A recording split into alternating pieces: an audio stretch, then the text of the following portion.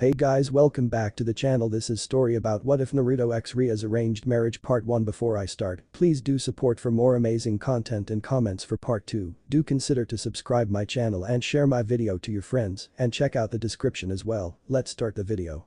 Yo. I'm Naruto Namikaze, nice to meet ya. He said with a lazy wave. Chaos ensued, he absolutely hated it. Do you have a girlfriend? One girl said. Where are you from? Another girl shouted. Oh great, another pretty boy. This time it was a guy that said that. Go back to where you came from. Shouted another guy, we don't need another Kiba. Another guy said, I say we kill him. Okay, that was obviously a threat. Alright class, settle down. The teacher said over the loud noise the students were making. He then turned to me. Now Namikaze-san, why don't you sit next to Gremory-san over there? He said as he pointed to a girl. Said girl was extremely beautiful, she was dressed in the Kuo Academy uniform for females. Which consisted of a white long-sleeved button-down shirt with vertical lining and a black ribbon on the shirt collar. She also had a black shoulder cape which matched the black button-down corset, a magenta skirt with white accents and brown dress shoes over white crew-length socks. However, it wasn't her clothes but her hair that stuck out the most. It was a distinct crimson color that was similar to the color of blood. It flowed out from the top of her head to the back of her thighs, with a single strand at the top and loose bangs covering her forehead. Her eyes were a blue-green color like gems, and her skin was a porcelain white. She also has some of the largest he had ever seen, which admittedly he had seen a fair amount of large-eyed women in his life. All in all, she was certainly a gorgeous woman by any man's and a few women's standards. And he walked up to the empty chair beside her, and the teacher began his lesson for the day. All the while, Rias had been staring at him wide-eyed. Later. That was right, he was at Kuo Academy. A prestigious school in the city of Kuo, Japan. Originally it used to be an all-girls school, however in recent years it unexpectedly became a co-ed school. Consequently this led to a larger number of females to males in the student population, which makes it an ideal location for all males. All males except him. Vultures, the lot of them, he mumbled to himself. He was a fairly tall person, standing at a height of 180 centimeters, 5'11" feet tall. He appeared to have black spiky hair and had blue eyes like the ocean, a trait that he had inherited from his father, pale skin and a round face. He wore the standard Kuo blazer, which was black with white accents with matching black pants and brown dress shoes. He however had forgotten the white button-up shirt and decided to wear an orange shirt instead. All in all he was rather handsome, if a bit plain looking. Currently he was wandering the endless halls of the Kuo Academy during the lunch period. One of the reasons was to get away from all the people. Many of which were so faceless that all they could do was talk about the ones who had a sliver of individuality. Another reason was he was keeping an eye out for something interesting, so to say. So far nothing, but who knows what he could find. Slam. His thoughts were ended when he turned the corner and abruptly slammed into something, or should he say someone. Sorry about that, he said, as he got up and lowered his hand to help the other person. No, it was my fault, she said as she grabbed the hand and used it to help herself up. The person was none other than the girl he had sat next to in class earlier. Well anyways, Miss he asked, fishing for a name. Rias Gremory, she said, introducing herself. Well Rias, I'm Naruto Namikaze, he introduced himself in a similar manner. But I have to ask, why were you staring at me earlier? He asked, scratching his cheek a little.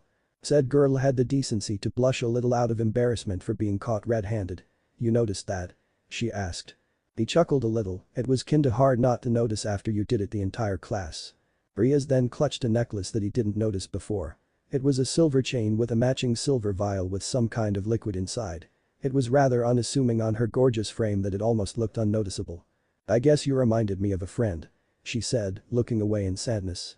Noticing the change in atmosphere, was he a good friend? He asked. Rias smiled a little in remembrance, yes he was.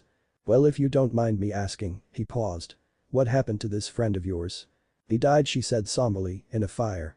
Abruptly, and breaking the sad mood, the bell rang, signifying the end of the period. Well Rias-chan, if I can call you that. Naruto said asked. The girl just nodded her head with a smile, if I may call you Naruto-kun. It's a deal. He accepted. Well Rias-chan, I better head to class.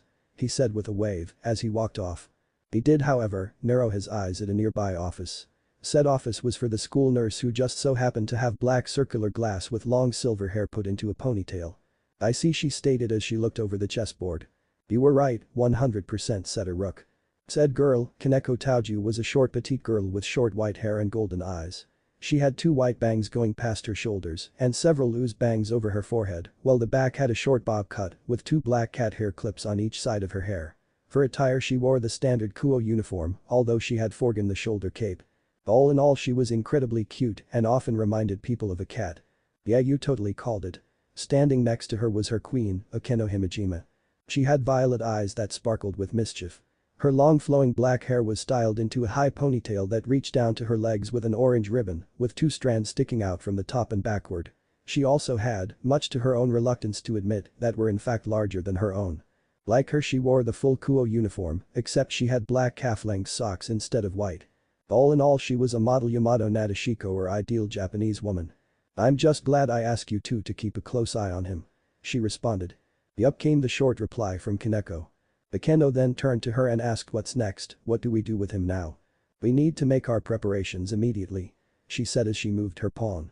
Ria's Gremory was having a great day, she had found out that one of the students here had a particular scent thanks to her rook, a draconic scent.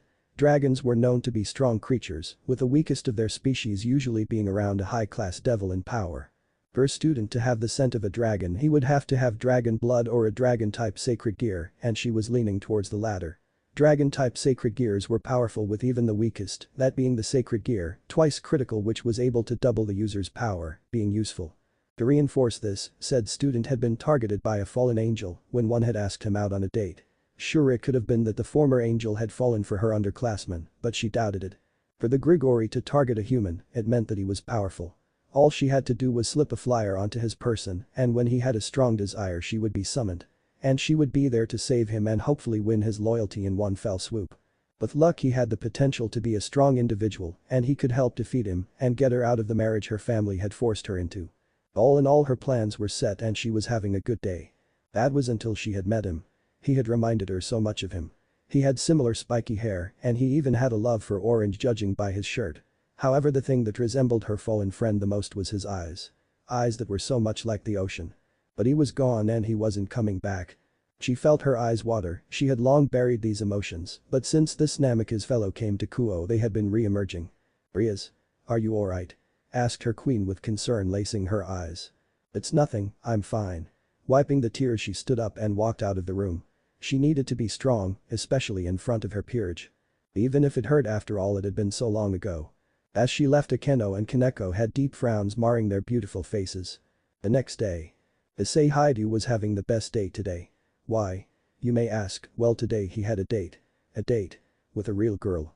2 days ago he had almost had a heart attack when he had been asked out. And yesterday he had totally freaked out his 2 friends Mitsuda and Motohama when he showed up with his new girlfriend Yuma Amano. She was a girl any man would kill for, with a slender body and large bust. She had long black hair and violet eyes, with an innocent look to them. First they had gone to a clothing store and tried on lots of outfits. He had even gotten her a pink scrunchie. Then they had gone out for some ice cream, where she had shown a large amount of her cleavage, so much so that he almost choked when she had almost caught him peeking. Then now they were rounding the entire date off at the park, at around sunset. I sure had fun today. Yuma said right next to him. Yeah, this was the best date ever. He replied it was then that he had almost touched her hand and he nearly died, it was so amazing. Dude, I think this is my chance to make a move, he thought to himself. It was then that Yuma grabbed his hand, both of their faces were on fire. I'm touching her. She then abruptly let go of his hand and ran up to the nearby fountain. She then turned back to him, hands behind her back, she asked, can I ask you a question? In honor of our first date, there is something I'd like you to do. She then walked forward and bowed. Did. I'm totally gonna get to kiss her. This rocks. Issei mentally screamed. Sure, you can ask me for anything at all. He said quickly. She hummed, then tilted her head up.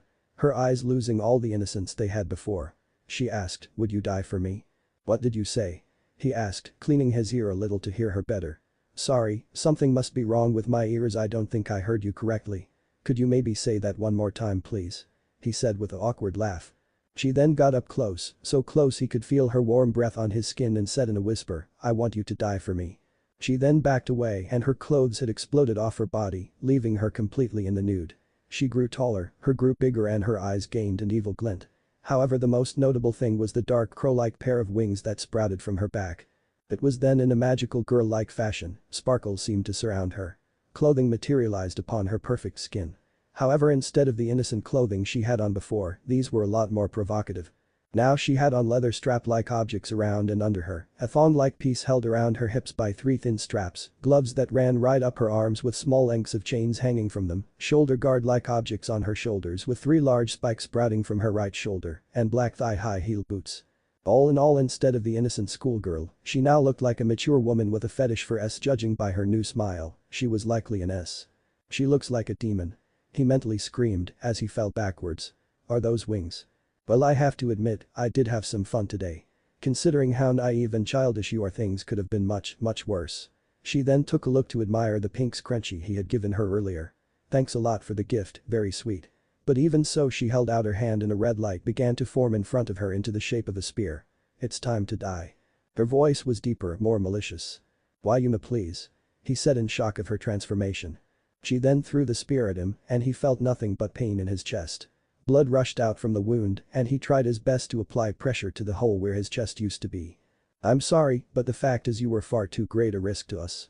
I had no choice but to dispose of you, she said tauntingly. If you're looking for someone to blame, why not blame him? He gave you your sacred gear. What in the hell is she talking about? He thought as blood erupted from his mouth and he fell onto his back. Oh. Thanks again for the lovely date, it was fun. She said as she flew off, leaving behind black feathers when she assented. All the while, as he lay dying on the floor in a pool of blood, he could only think of one thing, what a bitch. Am I really about to die like this? Alone and pathetic, a giant virgin. If you were gonna kill me, couldn't you have let me squeeze or jiggle your jugs first? I only got to look at them for a second, but I could see how bouncy they were. Oh, Yuma. Bringing his hand up with all the strength he had left, he could only stare at the blood that covered it. Red, the same color as her hair. He thought about Ria's Gremory in his final moments, darker than any hair I've ever seen. Just like the color running down my hand. Long beautiful crimson hair just like this. His hand collapsed to the ground and his breathing became even more ragged. Wait, why the crap am I talking like this? I'm about to freaking die. It's over. Damn, I can't even move anymore. Trying to touch a pair of orbs, what a stupid way for a person to die. He admitted, to be honest, I know I've lived a shallow life, next time around one gonna try real hard to be a better person, the only thing I can think about is Ria's. With her pretty red hair and huge guzongas. If I'm gonna die, then why can't I do it by motorboating those glorious fun bags? A bright red light began to emerge from his person and with it a bright red magic circle appeared in the sky. Emerging from her summoning circle, a woman with blood red hair was brought forth in a shower of sparkles. I have come. You are the one who summoned me, are you not? Her hair and clothing billowed out in the wind. Who is that? He thought. Since death is upon you, I will gladly take you in. It was then, not that he could see, bat-like wings began to emerge from her back. From this moment forward, you will live your life for my sake. Unknown to them, high up in the trees a person could be seen watching the entire scene. It was none other than Naruto Namikaze, the boy she had met earlier that week. He chuckled to himself, way to go Rias-chan, you always did have a flair for the dramatic. He said as if he were familiar with her for a long time. It was then another being made its presence known. She must be pretty lucky to have gotten the Red Dragon Emperor in her peerage, though I doubt the White One would be happy with his performance today. It was a small creature, about the size of a dog. It resembled a fox, with a red-orange coat of fur. It however had a human-like torso with completely opposable thumbs on its clawed hands. It had black fur around its red menacing eyes that were slitted like a cat, with 2 rabbit-like ears protruding from its head. However, its most notable feature was its 7 tails that flowed like a fire around its back. This was Kurama, his familiar that just so happened to be with him through everything that has happened in his life within the past decade. Chuckling, no, I doubt they will like how much of a pervert he is. He said fondly. Still no word of the snake? The fox asked. His eyes, the lost the happiness that they once had as he narrowed them. No, but we do have confirmation he is within the school. I know, but I don't understand why he should choose here of all places. Kurama said lazily. Naruto nodded, Kuo is a supernatural hotspot, simply by existing, this place attracts all sorts of strong creatures. He said, pointing at the fallen Red Dragon Emperor that was being dragged off to be healed as an example. But that is just the entire city, he continued, the snake is specifically in Kuo Academy. Which is home to 2 high-class devils that just so happen to be related to 2 Mao. My guess is that he plans to do something with one or both of them. So for now we wait for him to make a mistake as I continue to play the student. Kurama grinned, showing his enlarged canines. Well, with the death of his master, the snake will no doubt make a move soon. Naruto showing a grin of his own, I guess you're right. He agreed. Do you think that little red is onto you? The demon kitsune asked. I think she has some feeling that I'm not who I say I am.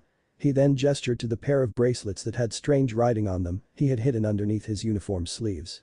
But thanks to these seals I'm just a normal student. He then gestured to the back of his neck, moving a few strands of his black hair. There was a piece of paper with similar writing to what he had on his bracelets.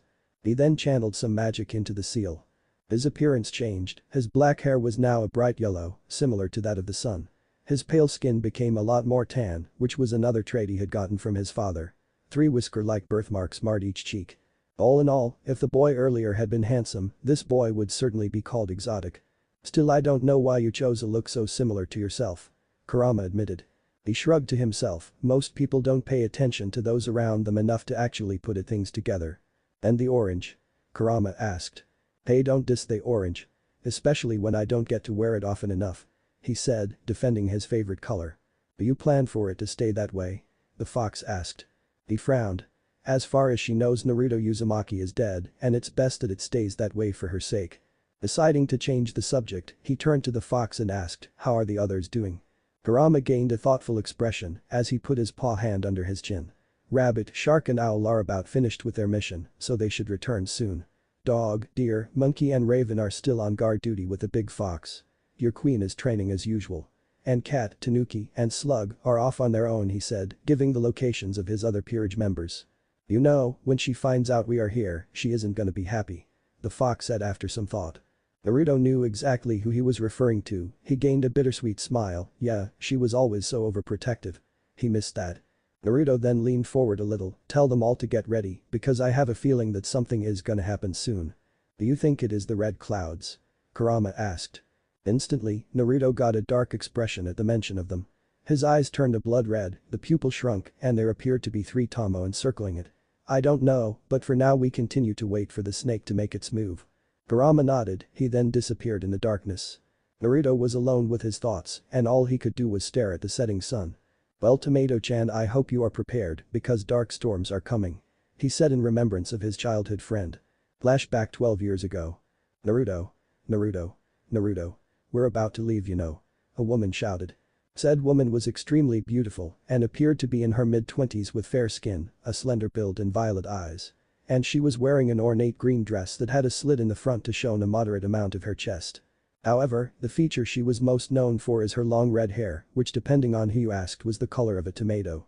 If you did ask those people and they responded as such, it's likely that they wouldn't say that for very long as she had a reputation to beat those who called her that specific name. Her name was Kushina Uzumaki, his mother. And currently, she was pissed. How did he know? You might ask. Well, you could tell because currently, her hair was arranged itself into 9 tail-like protrusions that were somehow defying physics as they were floating. Oh, and did he mention that her eyes were glowing because they were a menacing white? He was in deep trouble, it was best to hide. Now Kushi-chan, I think I know how to get him to come out. Said a man. Said man was almost an older version of himself. He had similar tan skin, blue eyes and blonde hair. Like his own, his hair was spiking out, but his was longer, with 2 jaw-length bangs that framed his face. He was also wearing a very expensive-looking blue suit with a white shirt and matching my blue tie. This man was his father, Minato Uzumaki, formerly of the Phoenix clan. Oh, Naruto. He shouted, if you come out I'll try to teach you my signature technique. Really? He called out from his closet, not thinking about his current situation at all. It was then that he was pulled out by his mother from his collar. And it was then he realized his mistake, his mother raised her fist into the air and… smack. Out of the closet came out a young 6-year-old boy with golden hair, blue eyes and 3 whisker marks on each cheek that made him look extremely cute. He was currently nursing the lump on the top of his head, courtesy of his mother. Nope, his father said with an eye smile. Outing, he grumbled. I don't understand why I have to go and meet some stuck-up rich guys all the time. Well, Naruto, his mother chastised as she waved her finger in the air. Today we are visiting the Gremory estate with Lord and Lady Gremory. I hear they have a daughter around your age, who knows you could be friends. She said in thought. His mother then clasped her hands together and flowers appeared around her, which totally contrasted with her mood just a few minutes ago. Or maybe she could be your girlfriend in the future and you two fall in love and get married. But don't have kids too soon, there are too many kids having children with hussies these days, you know. Tears then welled up in her eyes, oh Minato. Our kid is growing up too fast, it just felt like yesterday I was changing his diapers, you know. Moom. he whined, interrupting his mother's ramblings. Minato just chuckled and rubbed the back of his head. "Oh, I don't think we have to worry about that for a while, Kushi-chan." His mother blushed out of embarrassment. "I know, it's just sometimes I start to ramble on and it just doesn't stop. But I try to stop, but I can't help it and it just gets out of control more and more, and I'm gonna be quiet now," she said after she realized she had been rambling again. "Alright, let's go," he said, gesturing to the time. He then leaned down towards his ear and whispered, "And who knows, maybe I'll end up teaching you the first step of my Rasengan if you behave." Fine, he sighed, wanting to get this entire thing over with. One train ride later. The Gremory estate was large, larger than his own family's house. It was grand, with a multitude of exotic plants. It was larger than it needed to be and was only good for one thing, a show of wealth. As devils, showing your own power was in your blood, but still. It just seemed too much. After the guards let them in, the inside was much the same as the outside of the house, grand. The halls were heavy in the color red, with ornate and intricate paintings lining the walls. They were led to a room by a maid. They had no doubt chosen one of the more beautiful ones they had on staff. She stopped at a door and bowed. "Lord and Lady Gremory are waiting inside," she said as she opened the door. Inside were 3 people, 2 adults and 1 child. The man, no doubt Lord Gremory. He had the appearance of a man in his mid-30s, though he was likely much older than that. He had vibrant red hair that was tied into a loose ponytail, with a black hairband. He had bright blue-green eyes, with a short beard along his chin. His wife, Lady Gremory, had brown hair and violet eyes. Her hair was short, only going down to her upper back with 2 bangs framing her face and a single strand at the top. She wore an elegant white dress that was cut low to show off her large chest. It also showed the beautiful necklace with a violet gem that matched her eyes. "Greetings, Lord and Lady Uzumaki. I hope your travels here have served you well," the Lord of House Gremory greeted. His father stepped forward. "Greetings, Lord and Lady Gremory, our trip here was most pleasant, it is an honor to be here." "Excellent. And might I say, the pleasure is all mine." He then gestured to his wife, or more specifically, the child hiding behind his wife. The child, about his age, and judging by how much she resembled her mother, she would no doubt grow up to be beautiful. Like her mother, her hair was long, with 2 bangs framing her face and a single strand at the top. However, like her father, she inherited his luscious crimson red hair and blue-green eyes. She was obviously nervous. "Allow me to introduce my daughter." He gestured to the child. She stepped up and said the first thing that came to her mind. "Whiskers. He saw red, you Callan whiskers. You tomato." He called out in rage. Rias puffed her cheeks out at the remark and gave him a vicious glare. She was about to retort, only to turn pale as she got a look of her mother's stern look. The ladies of the 2 houses had enough reserve of their emotions to remain a calm neutral, their husbands however did not. They were chuckling at the scene, but they quickly regained their composure. "Sorry about that," his father said while rubbing the back of his head. Lord Gremory chuckling, "No need, I should be the one to apologize." Lady Gremory bumped her child with her elbow to signal for her to speak.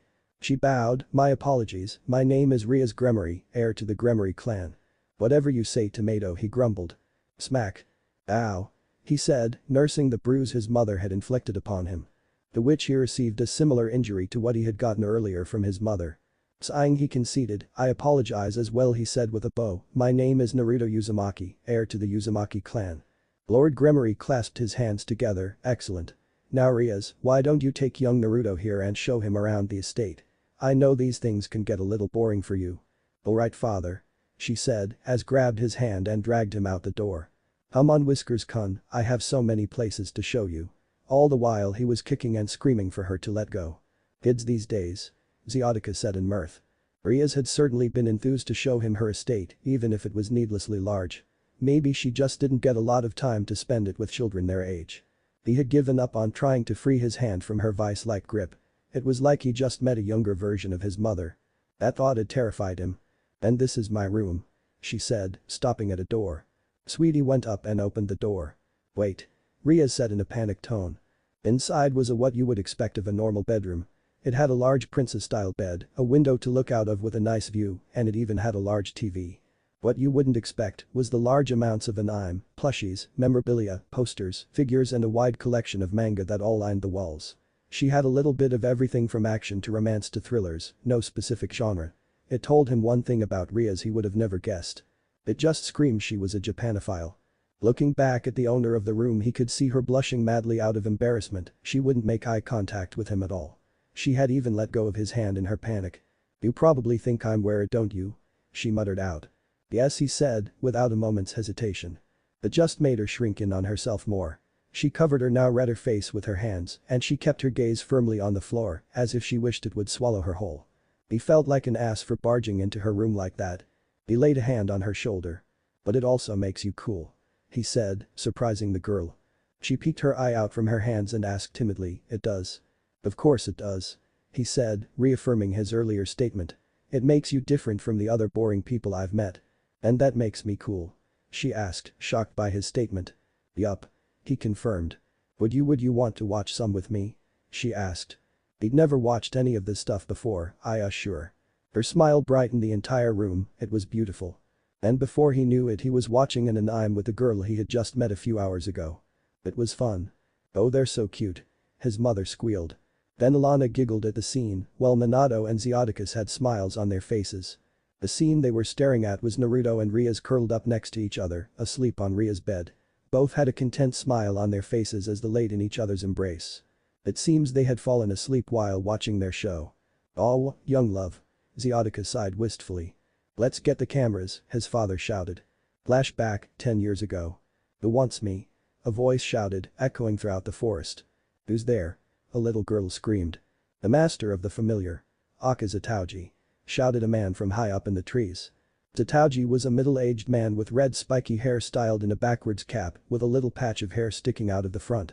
He wore a white tank top with a blue jacket tied on his waist and brown cargo pants. He also had brown sandals and to finish off the look a bright yellow backpack attached firmly on his back. That's right. He was in the familiar forest, along with Rias and her aunt brothers made as a bodyguard of sorts. There was also the familiar master who just so happened to look like a Ash Ketchum wannabe. That's the familiar master? He asked incredulously. Oh wow. The girl next to him said, amazed at his cosplay. If it goes to find familiars Gaylor then you've come at the right time, that's for sure.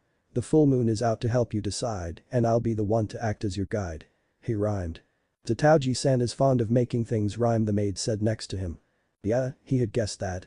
Grafia was a beautiful woman, which seemed to be a constant throughout his life. She appeared to be in her early 20s, her hair was silver and went down to her back. It was styled into 2 long braids on each side of her face with blue bows at the ends and silver eyes. She was currently wearing a blue and white French maid outfit with long blue sleeves and a white maid headband over her head. Why she wore that maid outfit all the time he would never know. In the 2 years he had known her, Ria's Gremory hadn't changed that much. She still had the same red hair, gem-like eyes and love for anime. That was probably why she liked the wannabe's outfit. He on the other hand just had one thought. Yeah, nope. He said and he was about to walk off before he was grabbed by the collar of his shirt by his friend. Oh come on Tomato-chan. He whined. Whiskers-kun. She retorted. Tomato-chan. Whiskers-kun. Tomato-chan. Whiskers-kun. He stuck his tongue out, she just pouted cutely. I would refrain from going out on your own in the familiar forest, Naruto-sama, Grafia chastised. Looking back at his friend he saw her almost pleading eyes, he could tell she wanted him to stay with her. Sighing, alright, let's stay with the Pokemon trainer wannabe. He conceded. Zatauji, either not aware of what was going on below or not caring, continued. Now how can I help you? Tell me all your wants and desires. A strong one. A fast one. One that likes to set fires. Ria's stepping up to state her wants. I'd like a familiar that is really helpful and super cute and fun. Cute and fun, done and done was the familiar master's rhythmic reply. I just want something to deliver flyers for me. He grumbled out. The first thing that Zatauji showed them was interesting, to say the least. It was a water sprite, a Undine to be precise. He didn't know what he was expecting. But watching all the anime he had with Rias, he had guessed it would look a little different. Like a beautiful pale-skinned woman with long elegant cloud-like blue hair, kind of like in the anime Black Clover Rias made him watch. Instead it was a heavily muscular man-like woman with curly hair who looked like it could bench press him in half. Not cute at all. The saint might say she had really kind eyes and that even though she was though on the outside, that she had a good heart. But he wasn't a saint, he was a devil. And he knew different about the Undine. It was ugly, really ugly. Right now he was with Grafia, Rias and that weird familiar master, just wandering around and hoping to stumble upon something neat. Grafia said the best way to find a good familiar was by brute force and luck or something like that. It was a little more refined, but he got the message. So they were just waiting for themselves to stumble upon something through pure dumb luck. He had always been lucky, so hopefully that luck would pull through here too. Maybe he could get a cool dragon or a large multi-headed dog or something cool like that. One could only dream. But sadly Zatoji had told them that this was the safest part of the forest. Since they only needed a low-level familiar because they were so young they wouldn't be safe in other parts of the forest. After a few minutes of walking he heard a particular noise in the foliage. It sounded like whimpering. "What's that noise?" he asked aloud. "What noise do you hear?" The familiar master then tried listening for what he heard. "Oh dear. It sounds like an animal is in fear."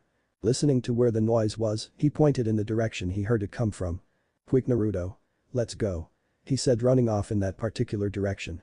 The Ingraphia followed and what they came upon was a baby fox. A fox that didn't look like anything special and only had a singular tail. Although the kitsune did have very large bunny-like ears. It looked like it hurt its leg. Even though it was hurt, it still showed a fire in its eyes. A fire that would strike the moment it saw us as a threat. Holding his palm out to lessen its worry, leaned down so he could see it better and saw that its leg looked broken. "Its leg is broken," he stated. The familiar master used a nearby stick that was thick enough to act as a splint as he tied it to its leg with rope he fished from his bag. After a while it was done and hopefully it would keep it on long enough for it to heal. He wished he knew healing magic, it would be pretty useful right about now. This boy's parents must have bit the dust or else this little guy wouldn't be with us. Zatoji informed in a rhyme. He won't survive long without his mother for they are the ones who protect him like no other. His rhyming was getting annoying. But it seemed that the fox kid's parents had died. Apparently foxes were known to be good parents, they taught their children how to hunt and survive in their early years. For one to be alone and hurt it meant that they had to be gone. And without those skills from his parent he wouldn't survive out here in the forest. He made up his mind. "What if I made him my familiar?" he asked. After some thought, the familiar master replied. "Kitsune are extremely loyal and if trained can be powerful, if you're able to help him, your life certainly won't be as dull." He was pretty sure that was an insult but he didn't care at the moment. Looking at the small kid he asked. "What do you say boy, do you want to become my familiar?" It took the question seriously. It eyed him like a worthy opponent, judging his skills, his resolve and his will. It was like the fox could stare into his soul with its crimson-slitted eyes, it was checking if he fit his standards. Even when it was hurt it was smart enough to consider its options, that just made him want it more. Limping up to his crouched position, it nodded its head. "That's great." He had gotten his familiar. He picked it up, it was a little heavy for his 8-year-old body, but it was nothing he couldn't handle. "Do you have a name?" he asked the young kid, it just shook its head in the negative. And he gave it some thought. "How about Kurama?" he asked the fox. It yipped in satisfaction. "I think Kurama is an adequate name." Graphia confirmed. "What do you think Rias?" he said. "Rias?" Looking around he couldn't see her anywhere. That wasn't good. Graphia flew up into the air to find her young charge better. She had left her other charge with the familiar master, Naruto would be safe with him there. She can't believe she had been so foolish to lose one of the children she had been tasked to protect. Stretching out her senses did little to help her in this situation. There were just too many magical animals and plants for her to get an accurate read on what was around her. The other magical presences just drowned out Ria's own when hers was passively being released. If she were to channel her magic and release it, it might be enough to find her. "Hamanoju-sama, give me some help," she hoped. She just wished Rias would be safe when she found her. And then she could kill her. A few minutes ago. The forest was a little scary, okay it was a lot scary. But she was a devil, a big, scary, powerful high-class devil that could steal someone's soul. Okay she couldn't do that. But with her power of destruction she could obliterate something at the molecular level. She just didn't have enough control of it yet. But once she grew up and did have enough control, she would show Naruto Baka who's boss and then she would go up to him and. She blushed a little at where those thoughts were going. When Naruto admitted defeat against her power of destruction, she could do what she wanted to do with him after. What was she thinking about again? Oh yeah, she was a devil. And high-class devils do not get scared by spooky forests. She heard a rustling up in the trees. She looked up, she didn't see a scary monster. She however saw a bat. A cute little red bat shaped like a ball with fur that matched her hair color. It was perfect for her. Looking back to see where Naruto and Graphia went she saw she was the only one in the area. Had they run off while she wasn't paying attention? Okay don't panic. Everything was going to be fine all she had to do was stay here and they would come and find her. Tough. Turning, she was face to face with a boar. Some type of oversized boar that was at least 3 times her size. It was brown, with a patch of red fur on its back and some black markings around its eyes. But the scary thing was its pale white eyes and 2 pearl-like tusks that looked just about sharp enough to skewer her. She did the only logical thing she could think of. She ran. She ran fast, faster than she thought she could run. She guessed the fear was a good motivator. She carefully avoided the large trees, but the creature was strong enough to topple them over. This is not a normal boar. She realized. She didn't know how long she ran, but she ended up in a clearing. Spotting a large rock, she knew it was her only chance. Alright, I'll use that. She thought. She used all her devilish strength to jump at the top of the rock. Successfully managing to do it, she would come to realize that the action was in vain, as the large boar just rammed straight into the boulder. Losing her balance, she collapsed along with the boulder she was standing upon, injuring her leg in the process. She channeled her power of destruction, only to realize that with the combination of her injuries and her fear, she was unable to focus her magic enough to send out a blast at it. All she could do was watch as the boar turned around to charge back at her once more. The bat that she had spotted before charged at the boar in an attempt for it to stop. The boar just swatted the small creature away as if it were a fly. The bat suffered the same fate that she soon will. Is this where I die? She asked herself. She could vaguely see a figure that jump in front of her. It looked like Naruto. He took a look at his surroundings. How dare you do this to my friend? His voice was calm, but it was laced with a roaring fury. His eyes were murderous, glaring a constant hate that only the pain of a loved one could provide. No, don't. Run, Naruto. Run and don't die. She mentally screamed, but all that left her mouth was a terrified quiver.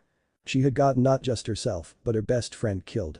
Naruto held out his right hand, and a pale blue spinning ball of magic seemed to materialize on his palm. There was no hesitation, he just charged. Unfortunately, so did the boar. They clashed in the middle, Naruto sending the orb right into the beast's snout, narrowly avoiding its large ivory teeth. Rasengan. He muttered, a reference to the technique he was currently using. The spinning orb ground into its flesh. Before it violently exploded, releasing the compressed energy that it had contained within it. A shower of blood shot out, but it wasn't her friend's. The beast, too injured from its clash, collapsed onto the now red-stained ground. Her friend's clothes were stained with blood. He was standing victoriously. He turned around, she saw something, his eyes were blood red, with two tomos spinning around the small blackened pupil. They were also laced with so much hate within them. It didn't suit him at all. She much preferred her fun-loving goofy friend to this.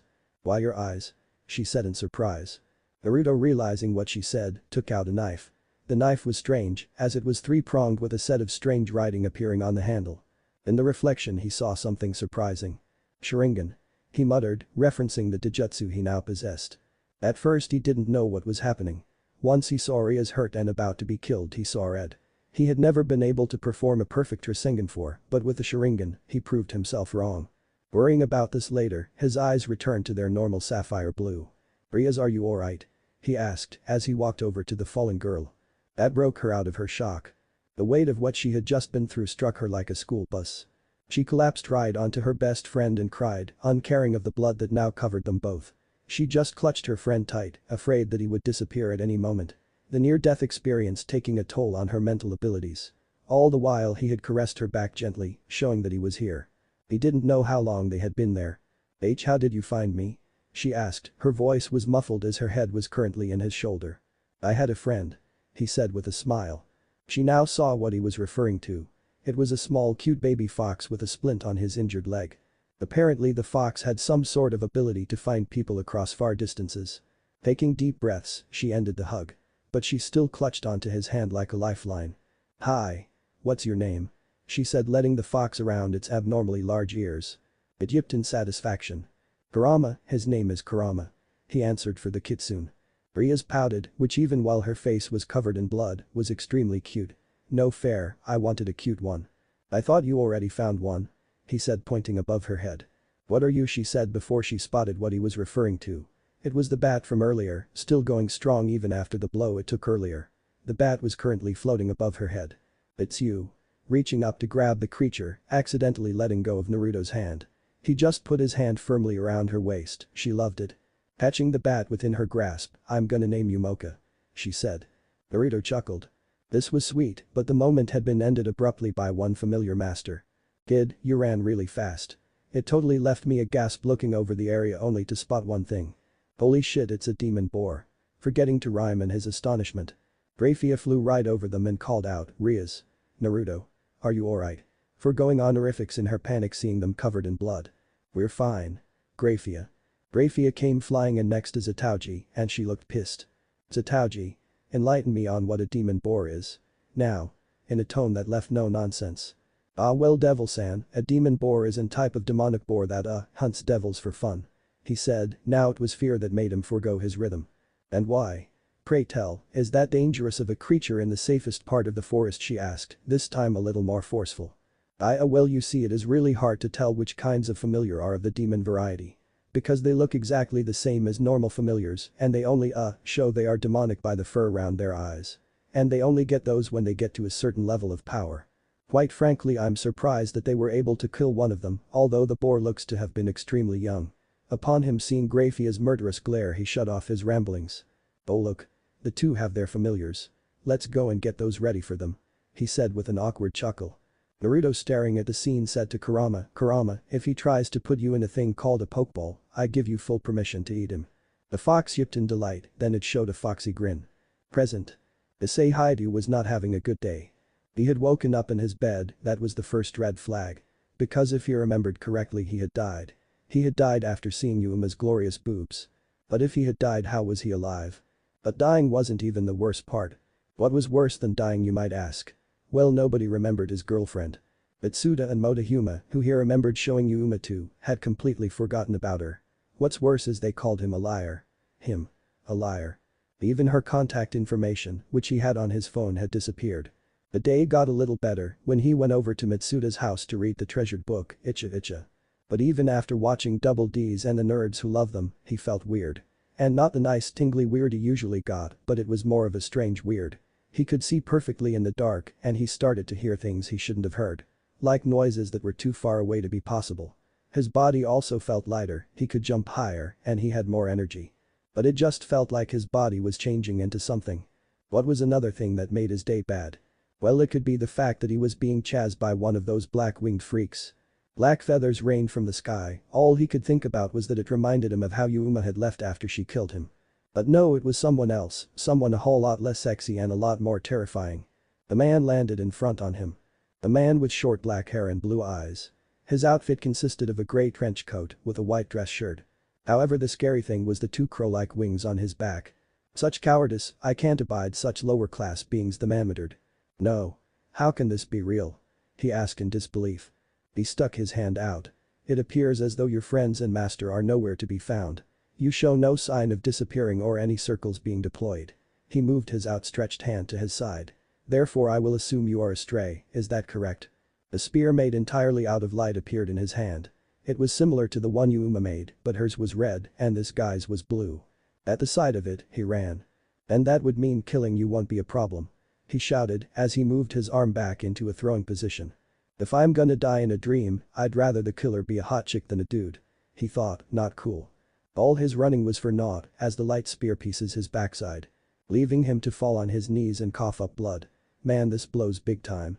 This is the worst pain I've ever felt, it didn't hurt near this bad when Yuuma murdered me in my last dream. Reaching for the spearhead that was poking through his front side. He was met with a searing hot pain like how he felt in his chest. The man, hearing his cries of pain spoke, it hurts doesn't it? Light is a deadly poison to your kind, burns you from within. I thought I'd finished you off, but it seems you're quite the tough one. Raising his hand in the air another spear of light formed within it. Don't worry, I'll put you out of your misery shortly. Seeing him getting ready to throw again he mentally screamed, someone help me please.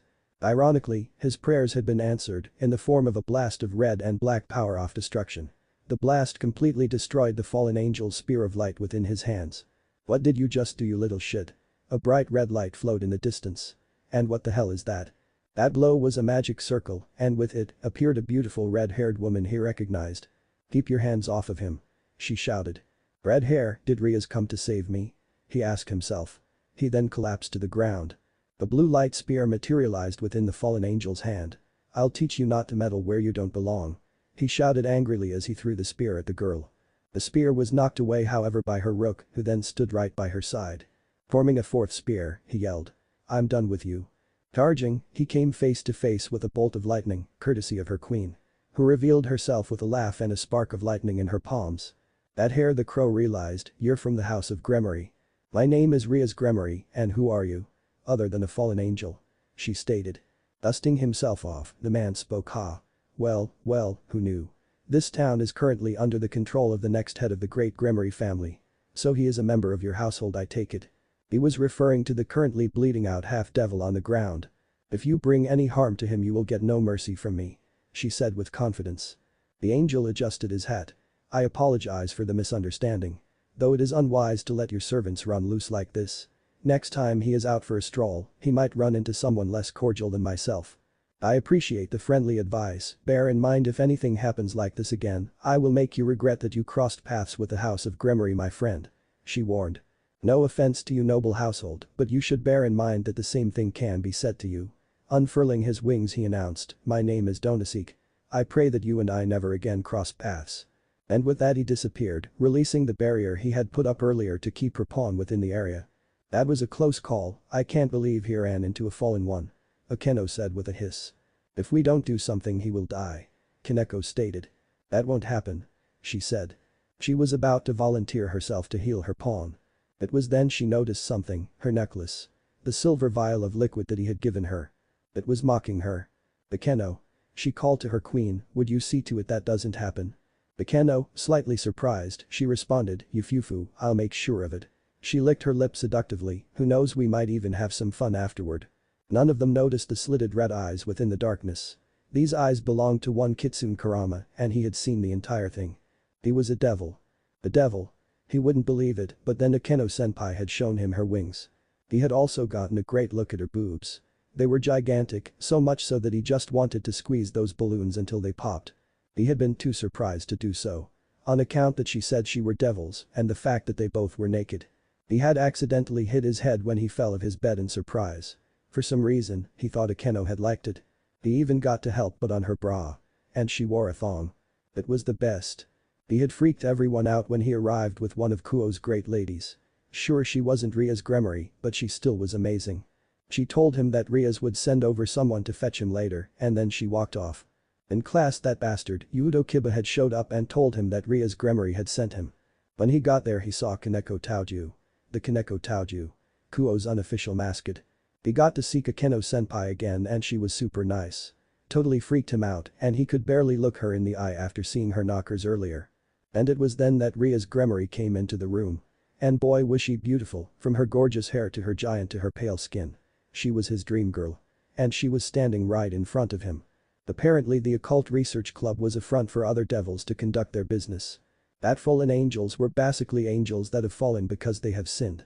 And that Yuma was also a fallen angel and that she had been tasked to kill him.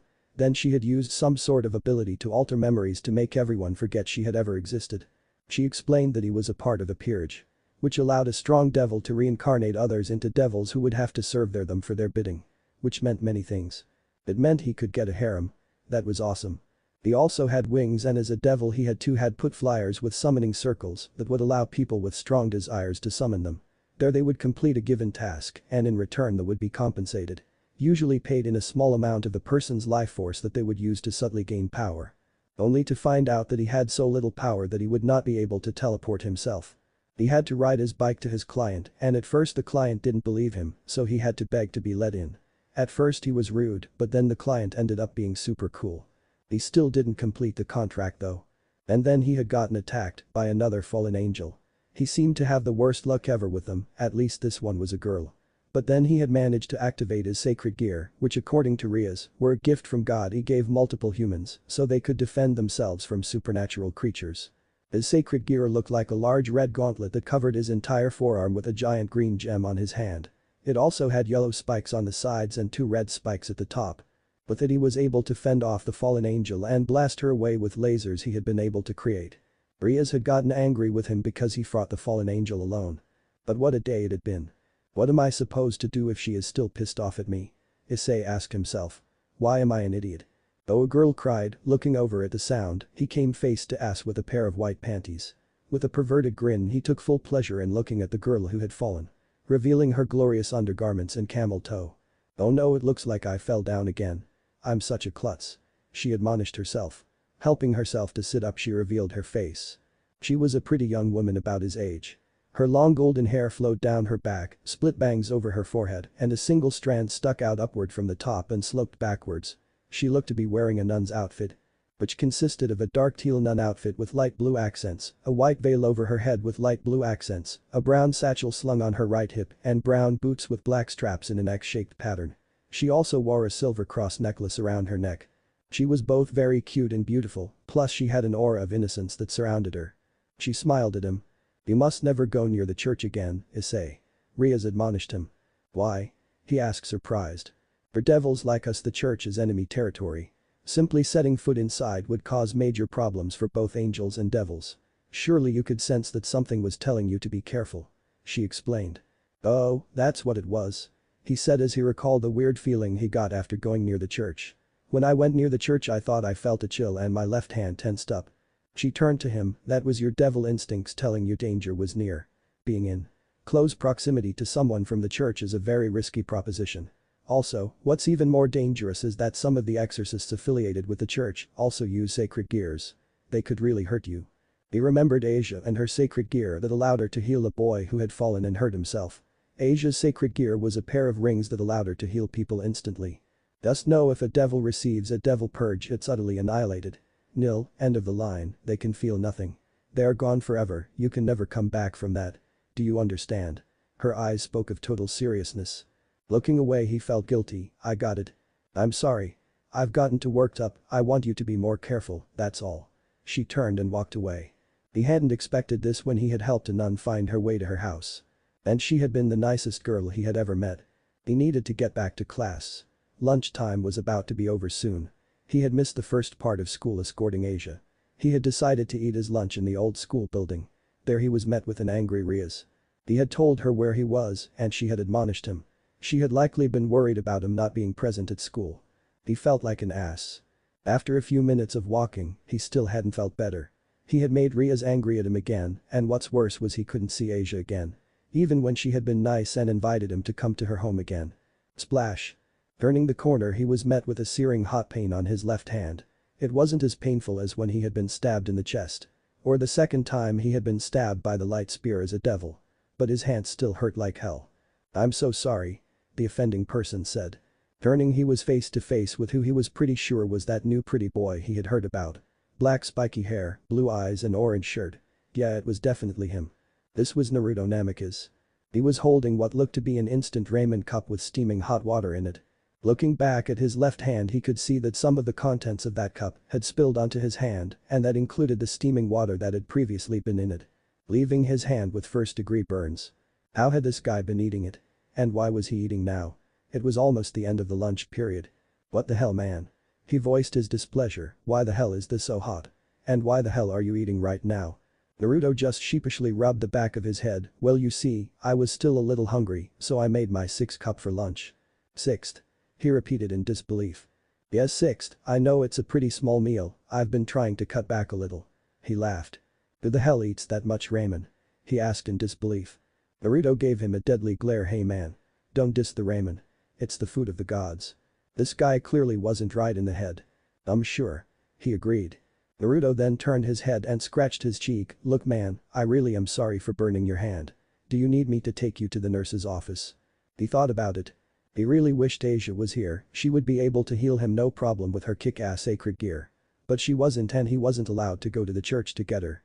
Akeno or even Rias might also be able to heal him, they had healed him before. But he didn't want to trouble them. After all, he had already caused such a big hassle already. Sighing, "Alright fine." After a few minutes of walking, the bell had rung and the halls had been a little crowded. Naruto had led him to where they were going as he didn't know where the nurse's office was. They had been met by a door. Naruto had knocked on it and they heard the standard come in. To let them know they could enter. Inside was a tan-skinned man in his early 20s. He had long silver hair that he styled into a ponytail, with his silver bangs splitting off to each side of his face and black eyes. He wore circular-shaped glasses and standard scrubs that most nurses wore. His just so happened to have the cool logo on them. He was rather unassuming, and that is probably why he had never noticed the guy before. The rest of the room was just like any other nurse's office. A couple chairs, some corny posters, a place to lie down on cabinets, a sink and a desk and stool for the nurse to sit on. "Ah. What can I do for you two?" he asked, turning to them. "Well you see, we kinda bumped into each other and some of my food spilled over and burned his hand," Naruto admitted. "Well that's no good." he said, now noticing his hand that he was clutching in pain. It had lessened, but not by much. "Why don't you?" he said, fishing for a name. "Naruto Namikaze," he stated. "And I'm Issei Haidu." He introduced himself. The nurse raised an eyebrow but didn't make any comment. "Well, Naruto-kun, my name is Kabuto Yakushi, the nurse here at Ku Academy." He gave out his name. "Now, as I was saying, why don't you head back to class while I take care of young Issei-kun's burns? Class just started, so that means you haven't missed much of anything yet." "I guess you're right," Naruto conceded. As he walked over to the door and reached for the handle, the door opened. In it stepped in what looked to be a college student. He had light brown hair that framed his face, black eyebrows and black eyes. Like Kabuto, he was rather unassuming. Hello," he said, noticing that there were others inside the office. "Ah, Rinji. What seems to be the problem?" the nurse asked. Just then, the now named Rinji clutched his stomach. You see, I have this stomachache and I thought going to the nurse would be a good idea." "I see." He took on a thoughtful expression.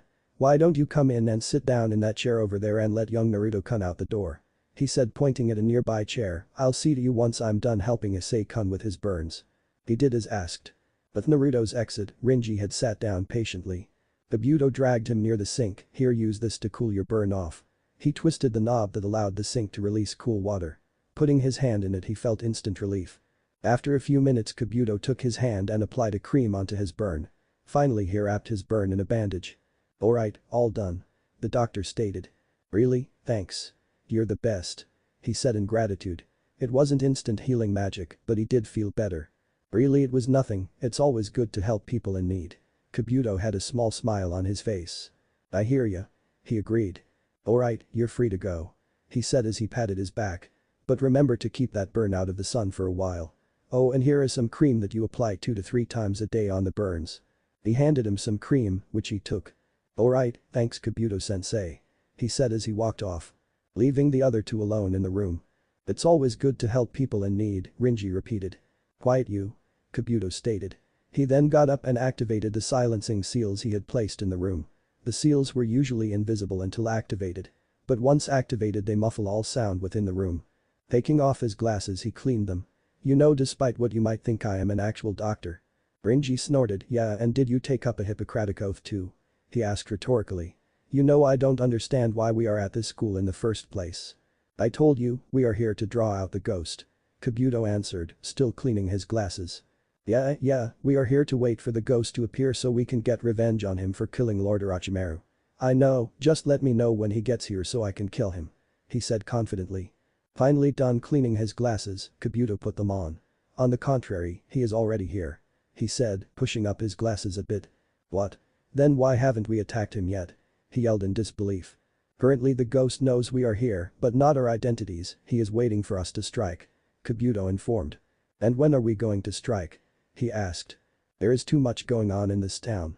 For now we wait for the crows to finish up their business and then we strike," Kabuto answered. "Alright, fine. Just let me know when it's time for us to get our revenge." He stormed out, leaving the doctor alone. "Soon we will see who wins, the fox or the snake," he chuckled darkly. "Let me try one more time. If I say don't, you don't. You have to forget about Asia. You are a member of the Gremory family, you have to be careful now," she yelled angrily. After he had visited the nurse's office, Rias had almost immediately found out and healed his hand fully. Then they had gone out and fought what was called a stray devil, which were reincarnated devils who had abandoned or killed their masters. Many of which lost control of their abilities and that allowed their bodies to mutate and their intelligence to drop significantly. The one he had met with the rest of Ria's peerage had been a pretty sight. That was until he had seen the bottom of her. It was the ugliest thing he had ever seen. She had a giant toothy mouth where her stomach should be.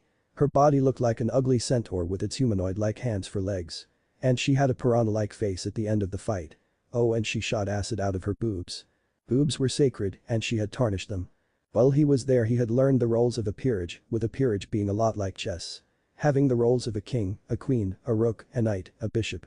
Each having kick-ass powers, however he found out he had been given the rank of pawn. The worst piece. Then next, Ria's Butchu had asked him to help Kaneko with one of her requests. Arriving at the building, he found it covered in something blood and it was everywhere. It resembled a murder scene because that likely was what it was. There he found a priest. A priest who looked so insane he could be a Batman villain. He had killed the client because he had contacted a devil and because of it, in his words, he gave up being human. Then he shot him with his holy bullets, which Herta had tried to fend him off with his kick-ass sacred gear, but to no avail. It was then that Asia had showed up inside the house and she looked horrified at the scene. She had tried to protest what they were doing, but he didn't listen. The bastard even went as far as molesting her. It was then that Rias had appeared with her peerage. With them here he knew that they could beat the one insane priest. But the priest had been smart enough to call for backup. He called the fallen angels. They had to retreat after that. Sadly they left Asia. Rias had said that the spell had only worked on peerage members and since she wasn't a member of her peerage, she wouldn't be able to be transported. He didn't want to leave her with that bastard. But she insisted and he had been shot and was bleeding out. Then Rias ordered Akeno to heal him again. He was devastated after that, he had left Asia with the insane priest. But he had been so happy when he saw Asia again at a park. He even took her to go and try a hamburger and she looked so cute while eating it. Then they went to the arcade and he won her a stuffed animal in the claw machine. It was great. She told him about her time in the church. And the fact that she had grown up in an orphanage, but then after she discovered her sacred gear, she had been forced to become a holy maiden. But becoming a nun had been very lonely for her. But that all changed when she came across a devil who had been badly hurt. Without thinking she had healed it. However, those bastards at higher ups at the church didn't like that and they had excommunicated her. With nowhere to go she came across the fallen angels. After that he had proclaimed himself as her first friend. But that tender moment had been ruined by that bitch. Umar, the now named Rainer, had taken Asia back with her. He had tried to stop her, but with his measly twice critical, he could do nothing to defend himself and Asia. He was weak, he was powerless and he couldn't save Asia. He had tried to tell Rias, pleaded with her to help him save Asia. That is what landed him in this position. Fine, then maybe it is time you release me from your household because I refuse to just let her go. He told her. I'm sorry but I can't do that. She stated. Of course not, I'm your precious pawn, can't do without your most important piece, can you? He mocked. That's enough to say. She yelled, startling him. Pawns are important, they are not the weakest piece in the game by any means. Do you remember when I told you my evil pieces have the same attributes as their chess characters? Yeah, but so what? What would a stupid pawn do? He asked. In the chess game, quite a bit. If a pawn advances deep enough into enemy territory, it can be promoted to any other piece besides the king. She informed. So does that mean I can have all the same powers as everyone else? He realized. Yes, but only if the master declares the place enemy territory. Say for example, the Fallen One's church. She stepped forward, now let's talk about your sacred gear. Oh yeah, it doubles my powers, is that right? Yuma said the fallen angel told me. He corrected when realized he accidentally said the fake name Rainer had used. Just feel, she caressed his cheek like how a mother would a child. Any sacred gear works in direct correlation to the current feelings of its owner. Though to put it another way, the stronger those feelings are the more powerful the sacred gear can be. I didn't know, that's cool. He admitted. She stepped back, Akeno whispering something in her ear. Something has come up, Akeno and I have to step out for a moment. Wait a minute, I have more questions for you. She ignored him, remember even if you're promoted, no matter your rank, a single devil cannot stand up to a fallen one. And with that she materialized a magic circle and vanished in a sparkle of red light. I guess we'll have to see about that, won't we? He muttered to himself. You're going? Kiba had asked him. Kiba was a handsome young man his age with short blonde hair, blue eyes, and a mole underneath his left eye. He also wore the standard Kuo attire. Yup, there is no point in trying to stop me. He told them. You're going to get killed. He stated. Well, I can deal with that as long as I can get her out of there. Issei said in confidence. That's very brave, very stupid too. This is suicide. He warned. It's none of your business. He shouted angrily. He heard the sound of a sword rustling. I'm coming with you. Kiba now had a sword strapped to his belt. What? He asked in confusion. Weren't you listening? Kiba asked. The president basically said that if you get into that church you're promoted. But she also said you wouldn't be able to do it on your own. Yeah? He asked, not following at all. So we're gonna back you up and there is no way in hell we're gonna let you go without us, so you might as well save your breath, dude. Kiba stated. Kaneko too? He asked. There's nothing else going on, was her short reply. It had all turned out all wrong. After showing up at the church they had been ambushed by that insane priest named Fried Selzen. After defeating him with teamwork, he had retreated, then Kaneko found an underground tunnel that led to a large room. In the room was Asia. Asia had been crucified. It was there he saw her Rainer. Rainer had ripped out Asia's twilight healing right out of her. He had taken her limp form and ran. Fried had come back with more priests to fight against, and they had stopped Kaneko and Kiba from following. He laid Asia onto the church pew, her left exposed to the world. Hang in there, come on. Once we get out of here you're free, stay with me. You have to fight. He told her. She lifted her hand up and he grasped it with his own. That's it. Stay strong. I know it wasn't a long time, but I'm so blessed to have made a friend like you. She spoke weakly. Tears welled up in his eyes. Stop, it isn't over, okay? We're gonna be friends for a lot longer than this, you hear me? When you feel better we'll go to karaoke or I'll teach you how to bowl or you can't give up, damn it. She was crying too. You'll be letting my buddies down too, Yakno. You still have to meet them. I know they love you. I know they may come off as a couple of pervs, but I swear they are actually great guys once you warm up to them. And you will. Man, are we gonna have a story to tell them after this? We'll all need a crazy night soon, huh? Where should we go, you think? I wish it could be different, it would have been great to have grown up in this country and gone to your school. She said. You still can, the school will be a lot more fun with you there. He promised, but the tears flowing freely down his face contradicted this. She put her hand on his cheek. I never wanted to make you cry, always say. I'm sorry, goodbye. And her eyes closed as her hand fell limp at her side. Silence. Why? Why does she have to be the one to die? She's a healer, she could have helped people. If her gift is just to heal those in need, then doesn't that mean you have a purpose for her? It makes no sense. Damn you. He wailed, Asia didn't do anything to deserve this. Please give her back, please. All she wanted to do was make friends, she had one in me and would have made so many more. Is this my fault? Are you punishing her because she made friends with a devil? I'm sorry, okay, just give her back. A demon asking for forgiveness in a church. Rainer interrupted. What an insidious sense of humor. There she was, sitting right next to him and the person she murdered. What are you doing here? She pointed to cut she had received on her arm. Ugh, how tacky is this? Some knight did it to me on the way up here. Where are Kiba and Kaneko? He questioned. She activated Twilight Healing, its green glow lighting up the room as her wound was healed. Wonderful, huh? No matter the injury, I heal instantly. A perfect gift for those of us who no longer have the benefit of divine protection, wouldn't you say? She mocked. She clasped her hands in a praying fashion, and now I'll never risk losing my rank in the underworld. Oh great Azazel and Shemhazai. I'm prepared and ready to do your works. She prayed. What does that matter? What does that have to do with Asia? She wasn't a threat, she didn't care about power. He screamed. Rainer stood up from the pew. Unfortunately for those with a sacred gear, this is their destiny. That is such bullshit.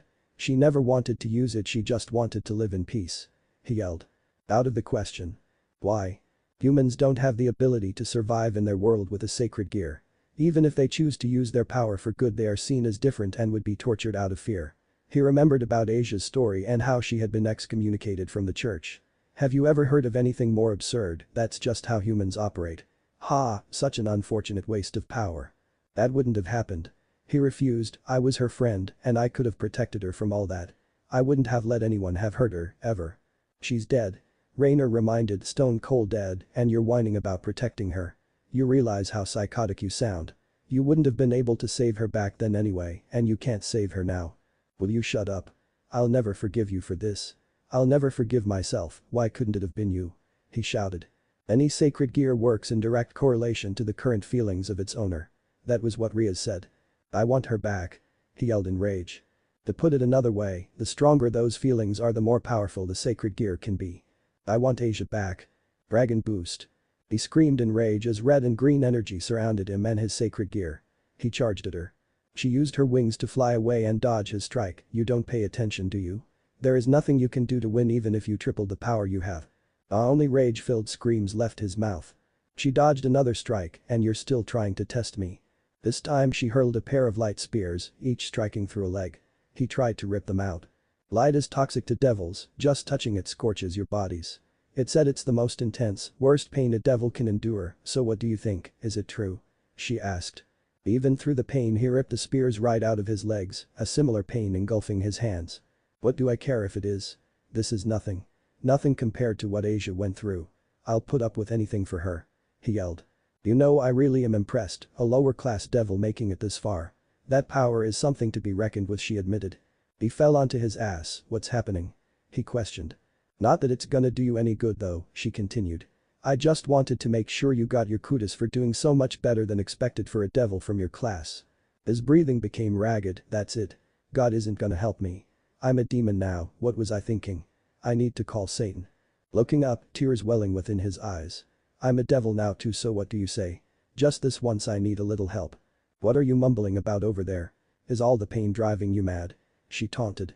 Using all his strength to stand, his sacred gear glowing within the darkness. I'm begging you, I won't ask for anything else after this. What's he doing? Raynor asked. Turn this around or manifesting his wings, let me destroy her ass. He shouted. How are you able to stand? This is impossible, that light should be burning you from the inside out. Tell me how you're doing that, you don't have the power to temper light. You are nothing. Raynor yelled. He slowly walked over to her, his legs wobbling all the way. Don't get me wrong, it doesn't tickle. Even with this strength I feel like I'm about to pass out. But I don't care. I'll fight through it if it means I can take you down. Hhhhh. His sacred gear changed. It became more draconic, with claws and even more spikes. Releasing the energy Raynor could only realize that energy wave is at least second level. His sacred gear shouldn't be anywhere near this strong. It's just a twice critical. Stepping forward, each step causing him even more pain. In fear she threw even more spears of light at him, each one missing their mark. She tried to fly away, but he caught her hand. You won't get away bitch. He yelled. No. I have the supreme power. She yelled back in fear. Cranking his hand back he threw a punch. This one's for Asia. He struck her and sent her body crashing through the nearby glass window. That felt good. He admitted. He landed and Kiba was right beside him. Kiba slung his arm over his shoulder. Haha, look at you handling that on your own. Yes, what held you up? He asked. I was instructed to stay back. Ria's orders sorry. Kiba admitted. Seriously? He asked in disbelief. Seriously she called out, now standing in the church. I believe in you, I knew you would defeat her. You did? He asked in disbelief. Once my business was finished, I found my way to the basement of the church and arrived just in time to see Kiba and Kaneko having a free-for-all with a bevy of fallen angels. She stated. I don't know that we wouldn't have gotten out without you. Kiba admitted. Man, I'm sorry I missed it, Issei stated. Kaneko entered the church, dragging a defeated Raynor. Someone ordered this? Kaneko asked. You must be Raynor, lovely entrance. I am Ria's Gremory. Also known as the next head of the House of Gremory. She introduced herself. Gremory. Raynor repeated, you got to be kidding. It's wonderful to meet you, what a shame we don't have time to chat. But sadly she dropped some black crow feathers onto the ground. It's time to meet your friends I disposed of earlier. They were rather rude to me. So you killed them? Issei asked in disbelief. Ria's fuse is long, but when pushed she lives up to her title of the Empress of Annihilation, Kiba informed. Damn, didn't know I was part of such a hardcore group. Issei stated, neat. Why would the heiress of Gremory dare such a thing? Raynor questioned. She answered, well since you asked, I discovered multiple fallen angels had plans to attack this town. Normally I would have stayed out of it but they seemed insistent on targeting my team. So you did it to defend me? Issei asked.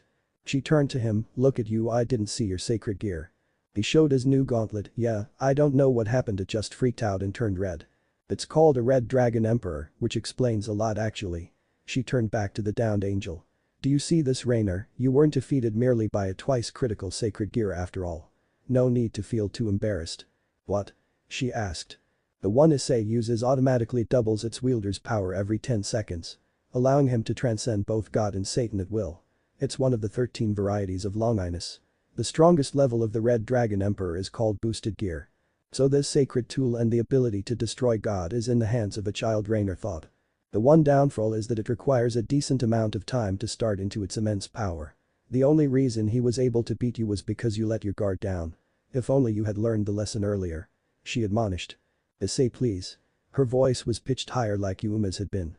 I'm sorry, I know I said some mean things to you, but I didn't have a choice. I had to fulfill my role as a fallen angel. Yuuma? He muttered in disbelief. I mean, would I still be wearing your gift? She asked. It was the scrunchie he had given her on his date. Please don't tell me you forgot. You bought it for me don't you remember? She pressed harder. Go away. Why do you still have that thing? He questioned out. How could I possibly get rid of this? It reminds me of you. She pushed. Kaneko, you ready? Kiba asked, she noted. They both tried to walk up to them, but Rias had just outstretched her hand, signaling for them to stop. You wouldn't hurt me would you, Issei? Raynor asked. Shut up he managed to mutter out. I don't buy it. Rias please I can't do this. He turned around. Channeling red magic within her palms, she stated. You've toyed with my servant's emotions for the last time, Began. She then blasted her with a bolt of power of destruction, leaving nothing but black feathers. Kneeling next to Asia's cold dead body, all he could feel was regret. Tears cascaded down his face. I'm sorry, you all came to help me, I've fought as hard as I could and still I've failed. She's gone, Asia, please forgive me. Issei stated. You have nothing to apologize for, this world is still new to you. Nobody here is placing blame, least of all Asia. Rias stated. But he was interrupted, a glowing light could be seen above them. It was an orb, with silver rings inside, silver rings that he recognized. It was twilight healing. These are beautiful, shall we return them? Rias asked, reaching for the sacred gear. Snatch. A small figure grabbed the rings out of the air. Sorry to interrupt the mood, but I'll be taking these. A voice echoed throughout the room. Just then a hooded figure entered through the door. The figure wore a maroon-colored cloak with a hood designed to resemble a serpent's head, with white, red, and yellow markings that resemble eyes. Who are you? Rias questioned, her magic flaring within her palms. Me? The figure questioned, the voice was male. He then lifted his head up, and even though the hood still covered half his face, he had recognized him instantly. Silver hair, tan skin and round glasses, this was Kabuto Yakushi. Hey Kabuto-sensei, Issei said in surprise. Issei, how do you know this man? Rias questioned, not taking her eyes off the figure for a second. He's the nurse at Kuo Academy, I met him when I burned my hand the other day. Issei answered. Kabuto merely pushed his glasses upwards and laughed. Haha, merely one of my many covers I've taken over the years. The white snake slithered next to him. In his mouth were the 2 rings of twilight healing. Whoever you are, I demand you return those rings to me. Rias shouted, emphasizing her point by flaring her own power of destruction. Alright, he smirked, but what was that about not letting your guard down? He repeated. Crack. Just then, several white snakes erupted from the floor. Rias was the first to get bitten, them choosing to go for the most obvious threat. Kaneko had been much the same. Kiba had been fast enough to jump away and deploy his wings. No. You bastard. Issei yelled, ah. Just then he had been bitten as well. Those who had been bitten immediately collapsed to the ground. What is this? Rias questioned as she fell. Oh, this? Kabuto answered, it's just a little thing I whipped up to help deal with supernatural creatures like yourself. Don't worry, the paralysis is only temporary. He informed, referring to the snake's venom they had been subjected to.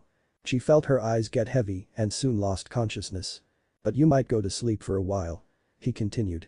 Now to deal with that pesky knight of yours, he mocked, and your queen, he stated, as he dodged a thunderbolt that nearly struck him from behind. Akeno, who had seen the figure enter the church from outside, was suddenly bitten by another snake sprouting from the soil, leaving her paralyzed on the ground. Kiba charged at the man with blinding speeds with his blade. But Kabuto seemed to move faster, easily dodging the knight. Kabuto's hand seemed to glow blue, using his chakra scalpel to cut straight into the blonde.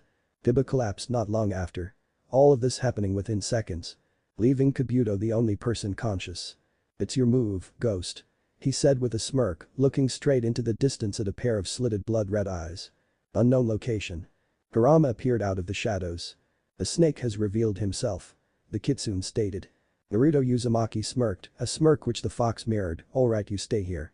I should be able to handle this just fine on my own. The fox's grin fell. What, why? Naruto activated his Sharingan, its 3 tomo converging.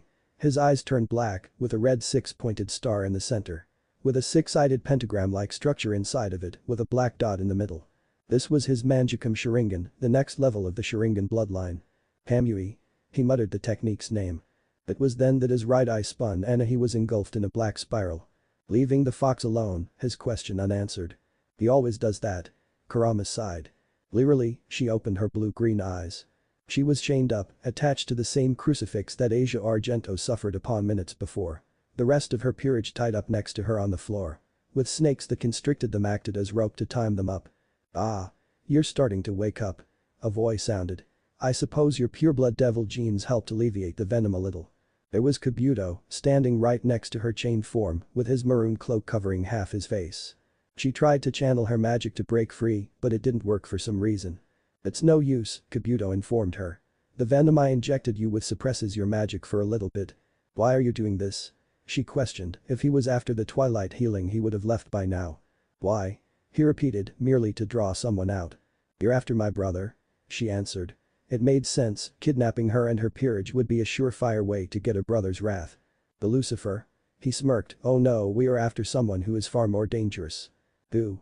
She questioned, there weren't many people stronger than her brother. He should be arriving soon. He answered cryptically. And when he does, we'll kill him. Another voice called out in the room.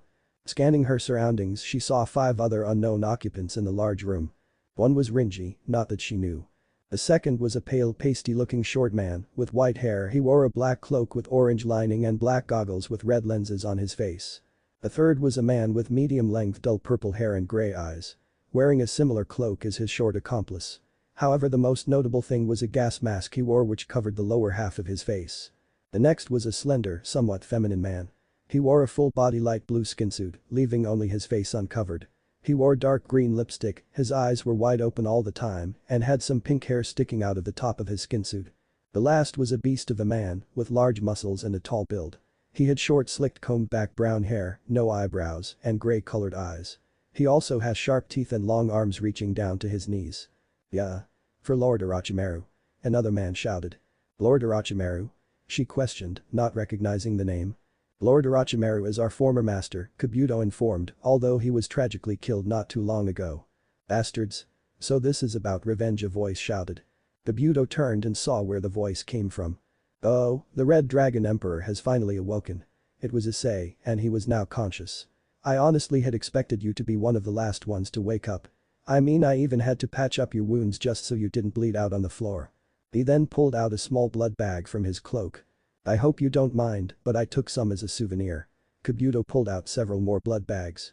"All of you know it is a rare occasion that you get DNA of a pure blood devil with Gremory and Bale blood, a fallen angel half-breed devil, a Nekashu and the Red Dragon Emperor. It must be my lucky day." He mocked. It was then that the other members in her peerage began to wake up. Just in time for everything to begin. Kabuto then turned toward the door at the edge of the room, it was sealed shut. "He's here," Kabuto announced. The building shook violently. But there was a silence, it was almost peaceful. This was the calm before the storm. Step, step, step footsteps could be heard. Echoing from outside. They continued. Step, step, step. They stopped. Silence. The door had been engulfed by flames. A black fire that burned the door to ashes, and in stepped a shadowed figure, his red eyes gleaming in the darkness. He stepped forward. Step, step, step. The figure was shown. His face was covered, instead he had a white kitsune mask. He wore a dark blue-gray robe with gray lining and a fur collar with the back having a three-tomo surrounding a pupil design. He wore fingerless upper-length black gloves wrapped in studded red-brown leather straps, baggy black pants, and red-brown sandals. "Ah, it seems you've finally arrived to the party," Kabuto greeted. "Ghost," Issei repeated. "You shouldn't be here." The figure spoke. His voice was muffled, it was a combination of calm and cold that sent chills down all their spines. "Yes, well, I got, how do you say, lost on the road of life," Kabuto mocked. "Now let's get the fun started." As he said that, black markings began to appear across the other's skin like a wildfire. The markings originating from a three-tomo mark on each of their shoulders. The figure narrowed his eyes in hate, although you really couldn't tell because of his mask. "Oh, you recognize this?" Kabuto mocked. "I heard you have had a long history with these types of curse marks." This seal acts as a power amplifier through the use of the sage arts. Kaneko flinched at that statement. Each seal drastically increases a user's energy levels and physical capabilities. Kabuto informed. "Ha! And with this we'll finally be able to take you down." The largest among them mocked. The figure said no word, he just stepped forward into the middle of the room. Step, step, step. However, this may have been the wrong move, as the 5 amplified henchmen had surrounded him on all sides. "Ghost. Just give up," the masked one shouted. "You're surrounded," said the shortest of the group. The ghost made no outward change, his hands limply at his sides. The large one seemed to have lost his patience and charged at the figure. "Yah!" he yelled as he pulled his large hands back to throw a punch. The ghost dodged with the barest of movements and thrusted his hand straight into the man's chest. The man's chest began to shower blood everywhere. As he had collapsed to the floor lifelessly. However, the constant rain never seemed to stain his clothes. "Gozu!" Rinji screamed. "What?" Rias thought. "Impossible!" Kaneko mentally screamed. "This thing is on a whole other level," Issei realized. The other henchmen were shaking at seeing one of their comrades being murdered so easily. Kabuto, however, just smirked. "All I'm surrounded by is fear. And dead men," the ghost retorted. "All I'm surrounded by is fear. And dead men." The thing stood there, perfectly still, as if it hadn't killed someone just now. What's more, its clothes were perfectly dry, even when the shower of blood looked like it had completely washed over it. "Bastard!" the smallest of the group shouted. He then pointed his arms at the masked figure, showing that he had some type of device strapped to his wrists. It looked to be a wrist-mounted rocket launcher of some kind. It then fired a multitude of small objects at the ghost, their explosion nearly blinding the occupants in the room and causing the building to shake. Smoke filling the area of detonation. That ought to have taken him out. The short man said confidently. Hey Kaiho, the masked one pointed at the smoke screen. As the smoke cleared, it revealed the ghost, no worse for wear. His clothing was in perfect condition as if he hadn't been hit at all, almost like a. What? How'd you do that? The now named Kaiho questioned angrily, he then pointed his wrist launchers at the figure again. Ready to launch another volley, Kaiho was stopped by Shinji, who raised his arm. Wait. He ordered Kaiho, he then faced the masked one of the group. Kirigiri, do it. The which the now named Kirigiri noted. Just then a black smoke began to be released from Kirigiri's cloak. Its black smoke screen filling up a large portion of the room. Narari! Shinji shouted, the skinsuit-wearing clown nodded. He charged into the smoke screen. While Shinji summoned several groups of bats that flew into the smoke at their targets. While Kaiho not long after fired a missile into the smoke. Inside the smoke, the ghost dodged Narari's fist that had been sent at him from behind. He then noticed several figures in front of him, each one looked like an identical copy of the masked one named Kirigiri. It seemed that he had some ability to create tangible clones within the smoke. He sent a kick at one of the clones, with it successfully landing. From the sheer force of the blow, the clone was sent backwards, knocking into the other clones next to it. Narari tried to hit him from the back again, however this time he grabbed his wrist. However, the skin suit wearing man seemed to have a mucus-like substance that surrounded his body, joining their limbs together when he touched him. Using Amaterasu, he summoned his black flames. He was able to successfully burn the substance off his hand, along with Narari in the process. He threw the burning Narari at a group of bats. The bat sticking to the man, just as his limb had been forced to earlier in the fight. And later they were engulfed by the flames as they flew outside the smoke. Jumping up, narrowly as another group of bats was set to hit him. The bats, however, instead of hitting him, they hit another set of Kirigiri's clones. Grabbing the missile out of the air, he spun around and launched it back at the opposing direction. He really is something, Kabuto stated, with a hint of admiration in his voice. Watching the carnage ensue, he could tell each step was heavily planned out. Narari had apparently been set aflame, him flying out of the smoke directly onto Kirigiri. The black flames engulfing them both as their screams echoed throughout the room. The ghost having simultaneously taken out two opponents and disabling the smoke screen. Without Kirigiri to maintain the technique, it started to dissipate. A missile came flying out of the smoke. The explosion catching both Rinji and Kaiho within the edge of the blast radius. The smoke dissipated, the masked figure was standing still. No scuffs on his clothing and no worse for wear. Past Kaneko thought, wondered at the display. Especially as each of them had used the cursed power of the sage arts. Who or what is he? Rias questioned, both marveled and slightly terrified at the little display of power. Her other peerage members agreed with her thoughts. Oh, him? Kabuto asked. Smirking, he answered. I wouldn't want to ruin the surprise, now would I? After all, things are just now getting interesting. A swarm of bats flew straight at the figure. However, a kunai appeared from his sleeve. Throwing the object at Shinji like a bullet, much faster than the bats flying, could vaguely see a faint blue outline around the blade as it cleanly cut through the bat user's head like butter. The summons disappeared without their summoner being among the living anymore. Kaiho shook in fear at the display of power of the masked figure, him being on his back from the explosion earlier. He crawled backwards in fear as the masked figure stepped closer toward him. Saint, stop. I give up. Jay, just let me go. I didn't want to do this. His ramblings ended as the masked figure shoved his foot directly into Kaiho's head. Him suffering a similar fate as Gozu as his blood splattered everywhere. Step, step, step. He walked toward them again. Kabuto clapped his hands at the display. The rings of twilight healing on each of his middle fingers. Wonderful. Just wonderful. Kabuto commented on the display. Honestly, that strength is one of the things I admire about you. Silence. Ah yes, I really do admire you after all the pain you went through in your life, Kabuto stated, the masked man stopping at the remark. Oh, ready to listen now? He mocked, however a kunai was sent directly at Kabuto's face. Kabuto activated his chakra scalpels as his hand started to glow blue as he cut straight through the kunai. However, the silver ring when exposed to the powerful lacerating energy had cracked. Oh no. Look at what you made me do. He said, inspecting the cracks on the ring. An evil smirk erected itself onto his face. He channeled more of his energy into both of his hands. The powerful rings straining under the pressure. Shatter. The divine rings breaking under the pressure as the twilight healing of Asia Argento was no more. No. Issei screamed in rage, those were Asia's, damn it. And you broke them. Again with the interruptions. Kabuto sighed. The snakes that wrapped around her peerage members constricted them even more. Ack. Issei moaned in pain, the rest of her peerage did as well. Akeno however seemed to moan in pleasure.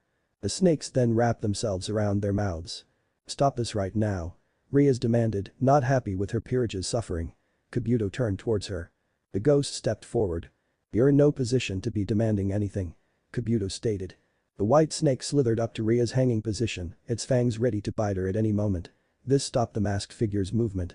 Turning back to the masked figure. "Now that all of the interruptions are taken care of. Where was I?" He took on a thoughtful expression. "As I was saying, after Lord Orochimaru died, I lost sense of my identity again, of who I was. I never knew my parents or homeland. The enemy took me into their custody when I was very little. I was used as a spy since I was a child, moving around from country to country.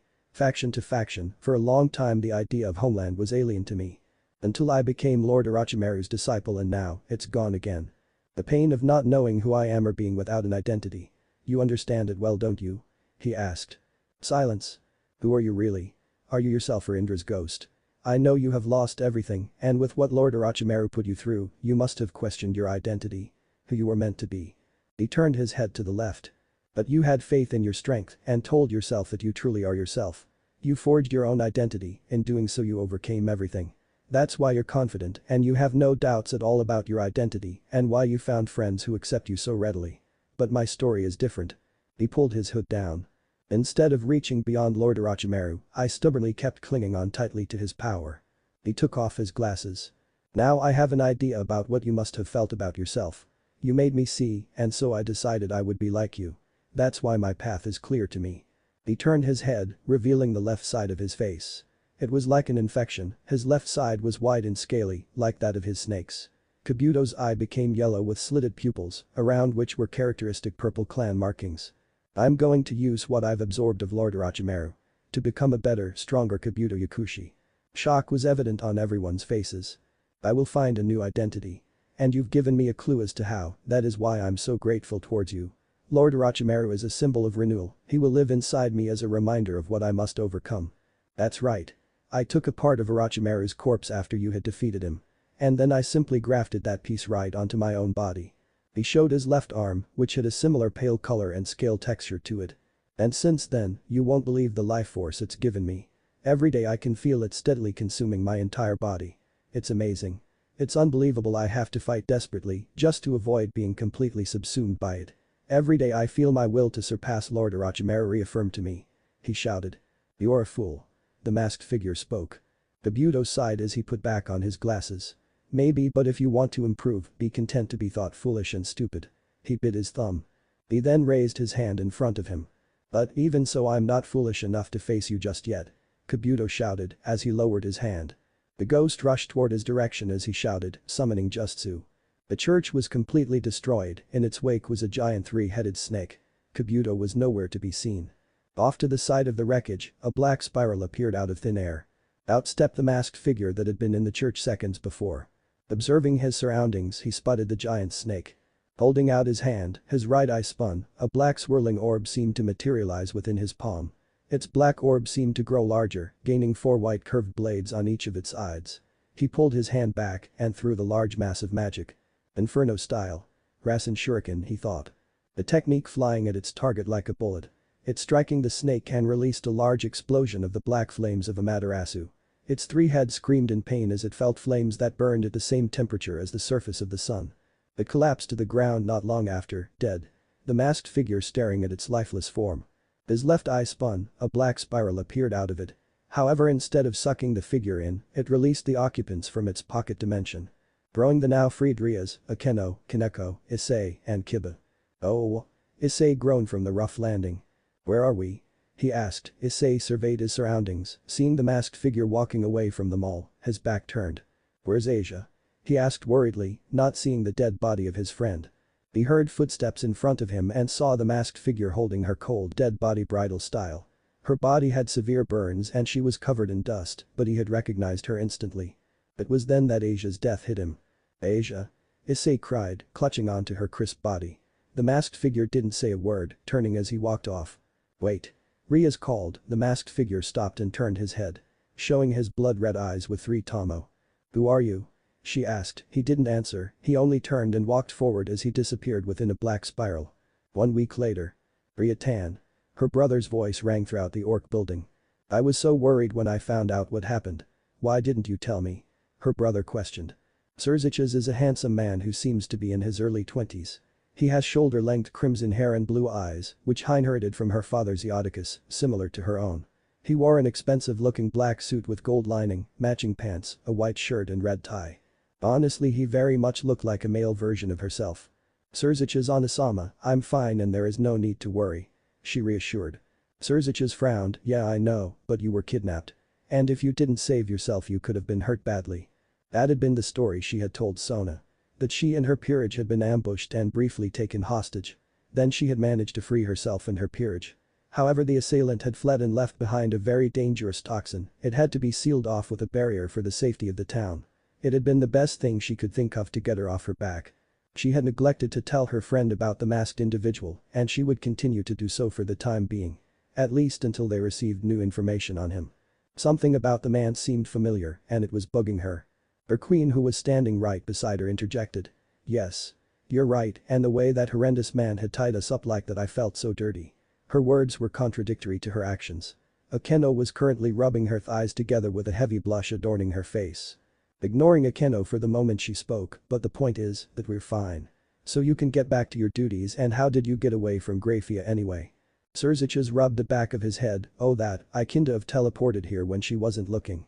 He said with a laugh. It was then that Issei walked into the room, an intense aura of depression seemed to radiate off of him. Hey but you, are those weird black flames gone yet? He asked, not paying attention to the occupants in the room. He walked over to the unoccupied couch and unceremoniously plopped himself face forward. Black flames? Serziches asked, his mind running a marathon at this new information. Thinking quickly, she told him, the assailant used intense black flames that didn't seem to stop burning, and to answer your question, Issei, the black flames disappeared last night. I see. He stated. However, she could see the cogs turning inside his head. Though he pushed this information to the back of his mind for now. Look Rias, he told her, the point isn't that you're fine. It's that we're worried you didn't tell us. Not just me but mother and father as well. We all care about you and just want you to be safe. If you cared about me, you wouldn't force me to marry him. She retorted with a hiss. Serziches had a regretful expression, but Rias continued, now if you excuse me, my peerage and I have somewhere to be. She got up from her desk and headed out the door with Akeno following. She grabbed her pawn's arm, who seemed to have not been paying attention to their conversation at all. All the while, the Lucifer was thinking about the conversation that had just occurred. It had all been a blur. He could vaguely recall Akeno giving the opening statement. She had worn a white and red traditional Maiko outfit. He was so lost that he didn't even ogle her. Rias had really gone all out for him. He knew that she hadn't known Asia, and her death likely didn't affect her that much.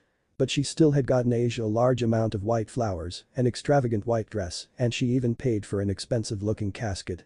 But none of those things could bring her back. Asia Argento was dead.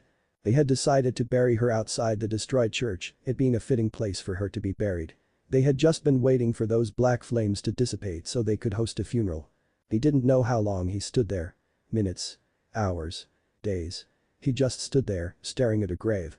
A grave he had caused, he failed to save her, and she had paid the price for it. He vaguely heard footsteps. Issei. A voice called out, he turned slightly, it was Rias. She wore a black dress, it looked nice on her, and she was holding an equally black umbrella. I think it's time to go inside, it's raining. Oh, so that was why his face was wet. He had just chalked up the moistness to him crying. Now that he paid attention he could see that, yes, it was raining. A constant downpour of water from the dark stormy clouds. No, I'm fine here. He stated, not minding the rain. Issei, you'll catch a cold. She told him, concerned about his well-being. Look Rias, I think I'll stay out here for a bit. He told her. Rias frowned. Issei, I know what you're going through, But she was interrupted by her pawn. You don't know a damn thing about it. He screamed, he collapsed to his knees, right in front of Asia's. What would you know? You're just some dumb heiress who's lived in a castle her whole life. He asked. Rias had her head low, she clutched the vile necklace she had on with her hand. I had a friend, she spoke, he was the nicest, kindest and goofiest person you could ever meet, even if he was a devil, Rias told him. Her description reminded him of Asia, her golden hair, her kind demeanor and her innocent outlook on life. He used to visit me every week and we would play, watch an anime or even just talk about our problems we had that day. Even when I was down he always tried to make my day better. He was honestly probably the most important person I had at the time. And his family was like a second family to me. His mother used to be so doting and his father so laid back, much like my own parents. And with how they constantly tease me and him, it was always a good time around them. But then one fateful day when I was 10, my mother came into my room, she told me that they had died. That their entire compound had caught fire and their entire clan had perished. I know it seems ludicrous that a clan of powerful devils died in a common house fire, but that's what happened. We had their funeral, there were no bodies to bury. When devils die, they don't leave bodies. You just vanish, fade away, and then you're gone. She put her hand on his shoulder, so that's why I do know how you feel. Not being able to save someone you love from death. Believe me, if I could revive him I would, but I can't. Issei stood up, his head was low, his hair shadowing his eyes. And why can't you? He screamed. Rias took a step back in shock of his outburst. Why can't you revive Asia? If you could revive me then you can revive her. Rias frowned, she reached into her pocket and took out what looked to be a chess piece, a bishop to be exact. Issei, do you know what this is? She asked him. It's a chess piece, so what? He said, irritated from the question. Close, but it's what we devils call an evil piece. This piece has the ability to convert living creatures into half-devils. She informed, of course there are exceptions, one of those being, if a body is too damaged, the revival will not prove successful. Issei's mind was at work, one of the rare occasions it wasn't used to think about. So, his hand was clenched, if we hadn't been attacked, Asia would be here right now. Rias, noticing her pawn's hostility, tried to calm him down. Issei, she was a holy maiden, she's in heaven. She is happy in the eternal paradise. The life of a devil isn't for everyone, she was a nun, her sacred gear was destroyed. She wouldn't have been able to make it as a devil. She handed him the umbrella she had in her hands, not caring that she was being rained on, and she walked away. All the while, Issei was shaking in rage. Flashback 9 years ago. It had been a year since he had gotten his familiar with Rias. Currently he was on his way to the Phoenix mansion. The Phoenixes were throwing some type of party and he was forced to go by his parents. Lo and behold, their house just as grand as the other houses he had been to. Don't get him wrong, he too had a large house, but he always found the need for them to be non-existent. He just didn't see the point in showing strength through the wealth you had.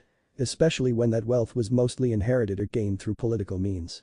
But he was here, his forced to be here as he was of a Phoenix blood. His father had at one point belonged to the Phoenix clan. He had been a low-class side branch member that had quickly risen through the ranks during the Great War with his cunning intellect and strength. That was how he had met his mother, he had saved her from being captured.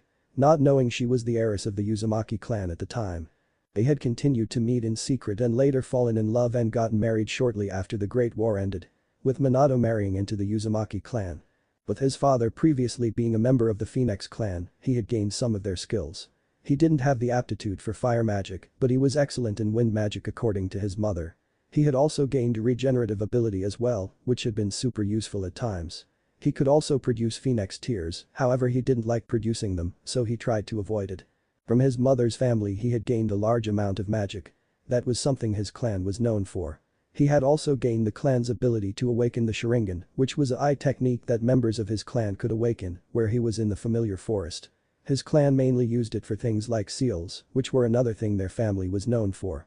Being ushered inside to the ballroom, his parents promptly left to talk with the other guests. This left him alone, so he had decided to go to where the other young devils were hanging out. Spotting someone he knew, he approached them. "Hello Sona." He greeted. Sona Citri was a young bespectacled girl his age with black hair styled in a short bob cut and violet eyes.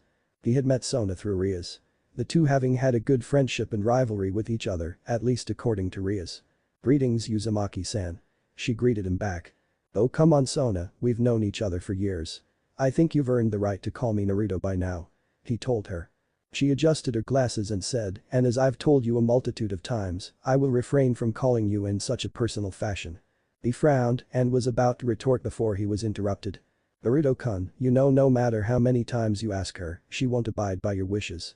A voice spoke. It was Rias, after all she's too uptight for things like that. She teased. By uptight she means, too refined for such lack of proper manners. Sona glared back. An arm hooked around his shoulder, he smiled because he knew who it belonged to. It was a handsome young man with black hair and violet eyes. He is very tall and has a muscular build due to the extreme training he has done. This was Ria's cousin, Saraerd Bale. He had met him shortly after word got out that he killed a demon boar. He was a pretty cool guy once you looked past the constant training he put himself through. "Oh come on Sona, learn to be less uptight sometimes." Saraerd told her. I believe I am acting appropriately to our current setting. She retorted, gesturing that they were currently at a ball. Perhaps a battle maniac like you might stand to learn to be more uptight in the future. Sarah laughed, it was a pretty well-known thing that he was known as a battle maniac among the others. Speaking of battles, he spoke turning to himself. Want to come over for a spar sometime? I can tell you've gotten stronger since our last one. He asked him. He nodded, sure we can do it Ween. He was interrupted by another voice, him getting stronger. He's just a half-blood phoenix, from a middle-rate clan not even part of the 72 pillars. Riser insulted. Riser is a tall and handsome young man in his teens with short blonde hair and dark blue eyes. Riser was the third son of the Phoenix family. So it was obvious why he was here. He and the others had never liked him for his arrogant attitude and generally playboy wannabe attributes. Riser had an idealism that since he was a high-class phoenix with immense regenerative abilities that made him invincible. In accordance with this philosophy Riser had always tried to put him down on account of his father originally being a low-class phoenix.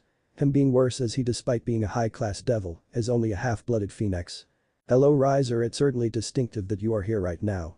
He greeted, holding back what he wanted to say. His mother wouldn't be pleased if he got into a fight, at least when he starts it. As it should, Riser has honored you all with a glorious presence. He agreed, not taking the hint that it may not have been a compliment. Don't you have any more women somewhere else to ogle at? Sarerg asked. Riser turned to Sarerg and laughed. Well, if it isn't the destruction-less Bale. If it isn't the immortal chicken. He retorted back. Riser scowled at him, but decided to change the subject. Isn't it lovely that Riser's family decided to host such a grand party? Riser knows you must be delighted seeing as how you rarely get to attend things like these. With you being denounced as heir and all. Sarerg stepped forward, not as lovely as when I'll smash your face in. Riser would like to see you try you faulty Bale. Riser goaded back.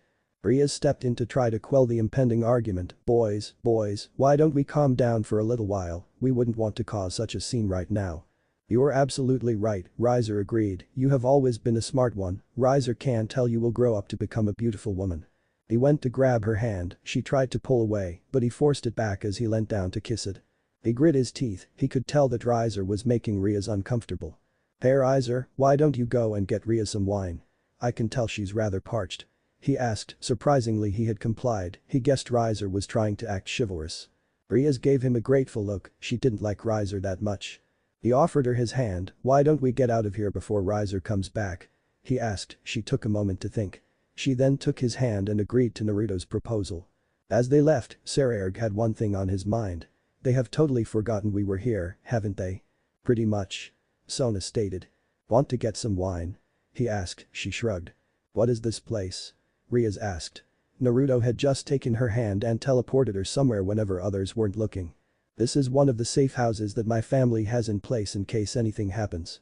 It's just outside of a small town in the underworld named Konoha, backwater territory. So nobody really knows about this place, so nobody will know we're here. He told her. Come to think of it, this one was the place I was born. He said in thought. That piqued her interest, really. Yeah, this place is great. It's got a bunch of things, like 10 bedrooms, a living room, a library, a training area and a bunch of other cool things. Come on, let me give you a tour. He told her.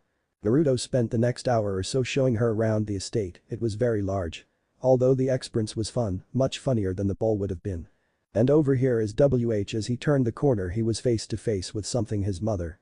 His very pissed off mother. Naruto. What did I say about sneaking out of the parties we bring you to?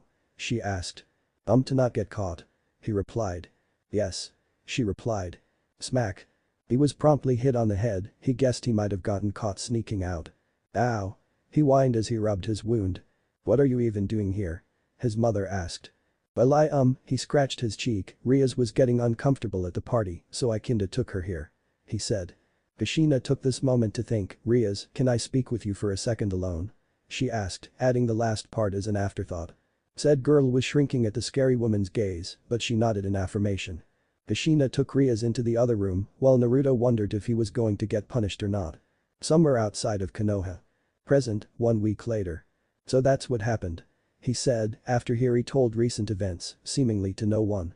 He was in his Naruto Namikaze look, so black hair and pale skin, with orange pants and sandals. He wore a black uniform jacket with an orange zipper and buttons on the waist and sleeves. Upon further inspection it could been said that he was talking to a slab of rock, a headstone. Things have been different without you around. He told the grave. I know you're probably rolling in your grave right now. You always taught me to stay true to myself. I can't help but think about what Kabuto said.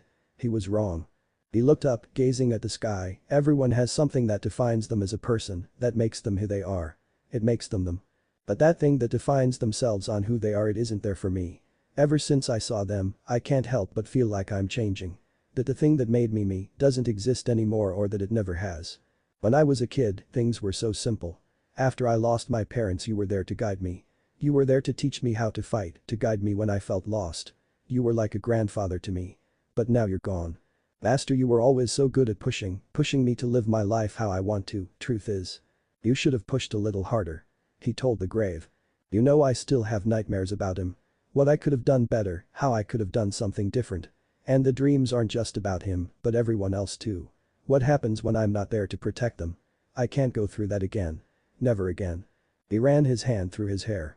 I still hate him, and not just Orochimaru. But the rest of them too. And I've tried so hard to forgive them, to move on with my life. But every time I think of them, I still feel a burning hatred within my core. Believe me, I've tried, from meditation with sensei to even getting help from an angel. He chuckled slightly. I know it's a bit ironic, but it's true. An angel helping a devil, what's worse is that devil is me, but it's true. But I still feel this intense hatred for them. I can't help but feel that something is coming. It might be time I start setting my plans in motion. The plans you and I spent working towards. A complete overhaul on the underworld system as a whole. To stop all the wounds the heads have inflicted. And that means that we start at the top, with the great king of the underworld first. He walked away, stepping away from the grave of his deceased master and grandfather figure. Sarutobi hears in the headstone read. All the while a pair of red slitted eyes were watching him closely, its mind at work, thinking back to what he's just witnessed. Konoha's Uzumaki hideout. He opened the door. I'm home. He called out. Nobody answered. Currently everyone in his peerage was away. According to a report from Kurama, 3 of his peerage members would return any day now. Those being Shark, Owl and Rabbit. They had been exploring some of Orochimaru's other bases for him. Gathering the information Orochimaru had on various organizations and people he had collected over the years.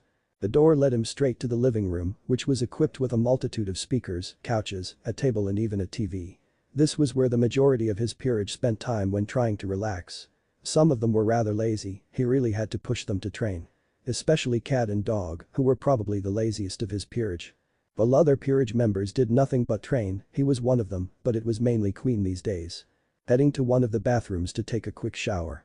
After a few minutes he came out of the bathroom wearing nothing but a white bathrobe with the Uzumaki spiral on the back.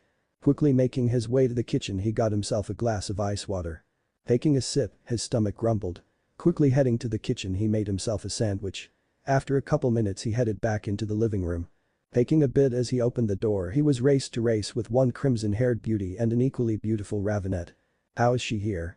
There should be a system in place to keep unauthorized people out. He mentally screamed. Silently freaking out, he turned back and tried to make his way back into the kitchen. However, fate was no longer kind to him as he stepped forward.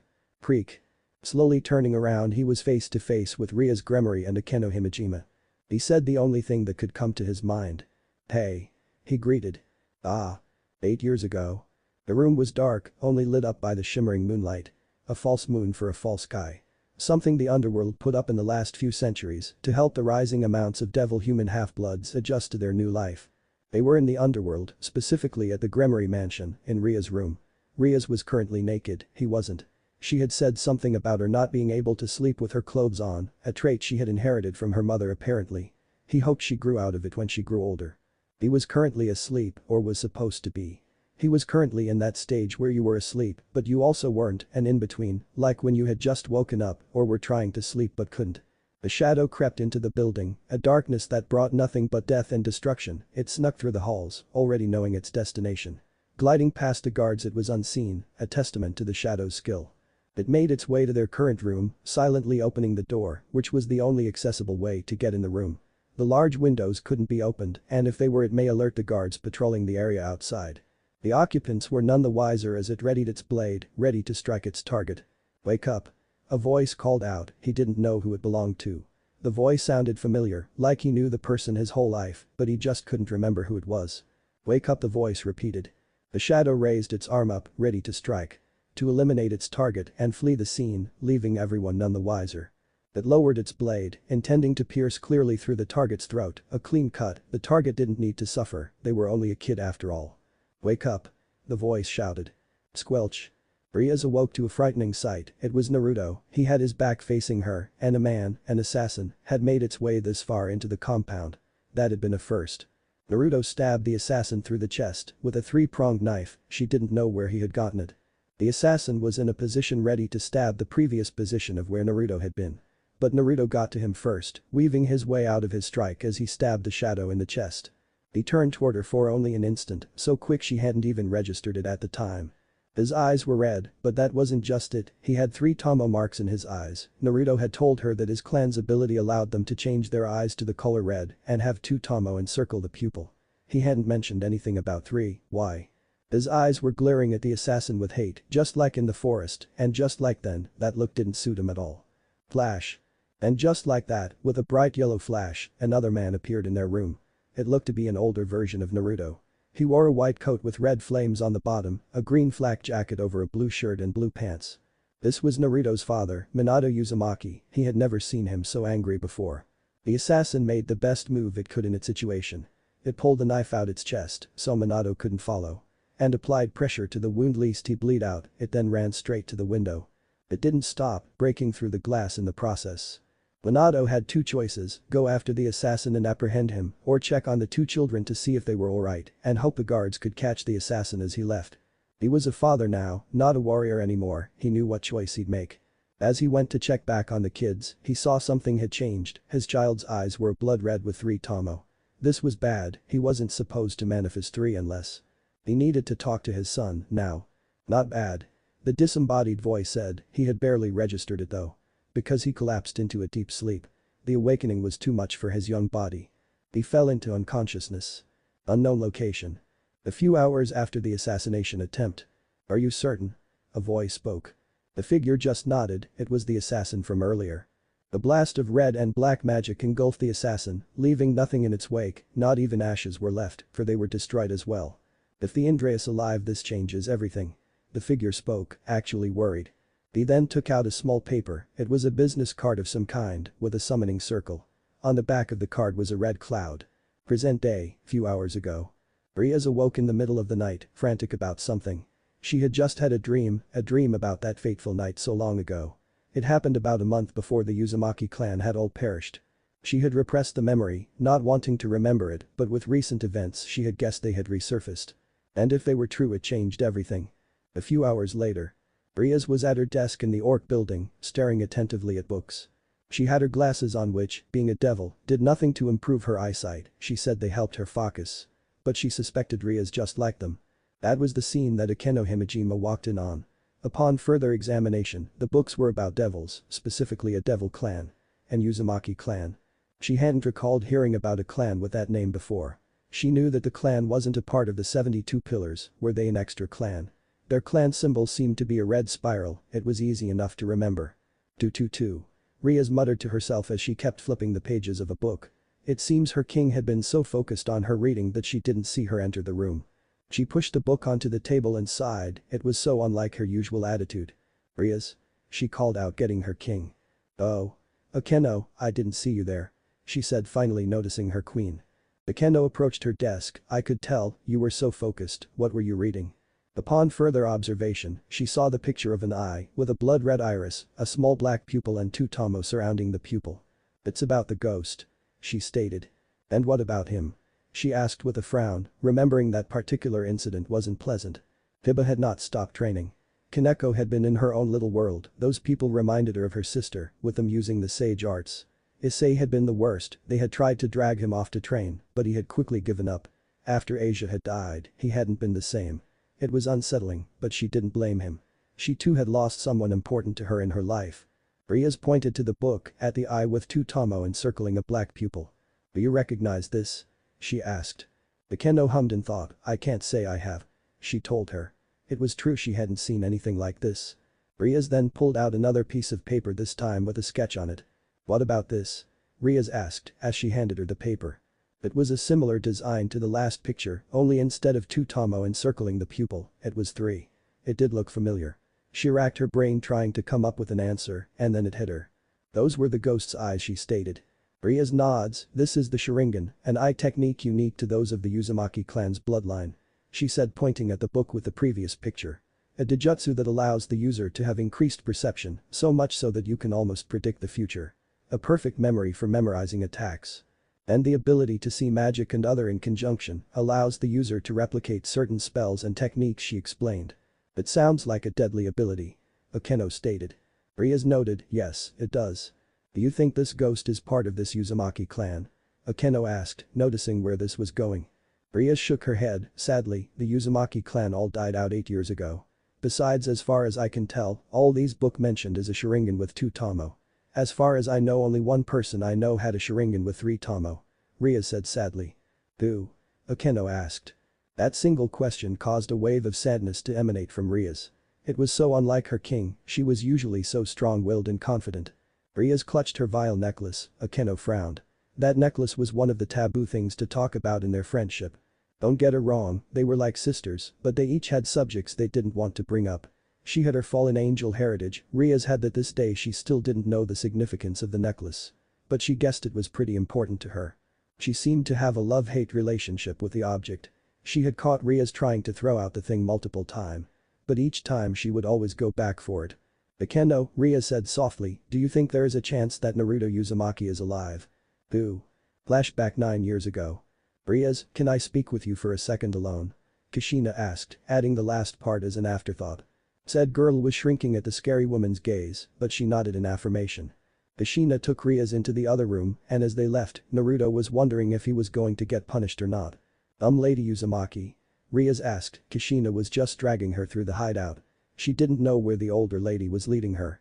Now Rias, I thought I told you to call me Aunt Kushina, or would you rather call me Kasan? She asked slightly teasingly. Rias was red in the face at what Naruto's mother was implying. No, I think Oba-san is just fine. She told her, trying to gain back some of her composure. Kushina just laughed. They reached a room. It was a standard room, with a desk and bookshelves for working. But what really took her breath away was the large window that showed her what was outside. Wow, she said in awe. This building seemed to be atop a mountain, and you could see the entire village outside. Sure, it wasn't as large as some of the other cities she had seen in the underworld. But the way the sunset looked across the sky. With the way its light was cast over the trees. And the small buildings that were of a Japanese style. Budding was the people that were what had her, with the way they all talked to one another, as if they all knew each other. Like they were one big family. It was peaceful. Yup, Kushina said in agreement, every time I see it, it just gets to me, you know. But that's not what I brought you here for. She told her. What did you bring me here for? Rias asked. Take a look around. She told her. Around the room, there were a large amount of kanji on the walls. She walked up to them, touching one with her finger. What are these? She asked. They're seals, Kushina answered. She took her finger off. A specialty of the Uzumaki clan. They're used to do all sorts of things, like for example security for the whole building. Looking at them, they looked complicated. She didn't understand any of them. How do you know what they all mean? Rias asked. Well, we practice. She told her, but between you and me, it helps to have these.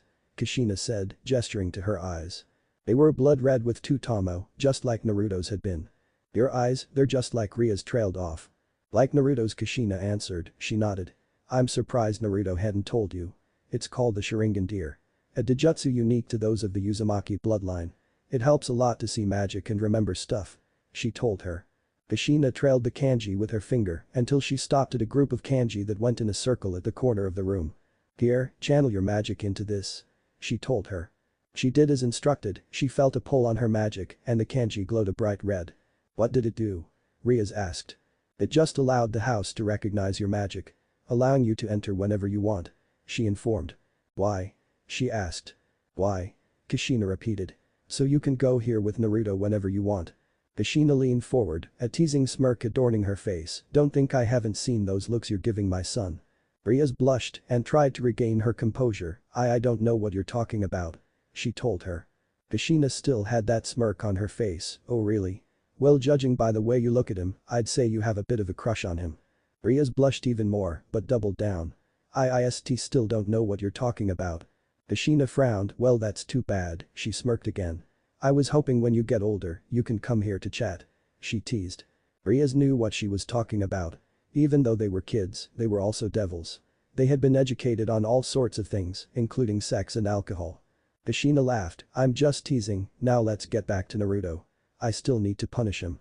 Konoha, Uzumaki hideout. Present, a few minutes ago. So let me get this straight. Your childhood friend, who's been thought dead for years, might actually be alive. And we're going to this hideout, which nobody knows about, to see if we can find a clue that he's alive and that you're not just crazy. Akeno asked. That about summarizes up our situation. Rias stated. Alright. Was her short reply. She was hoping she was right, she didn't know what she would do if she were.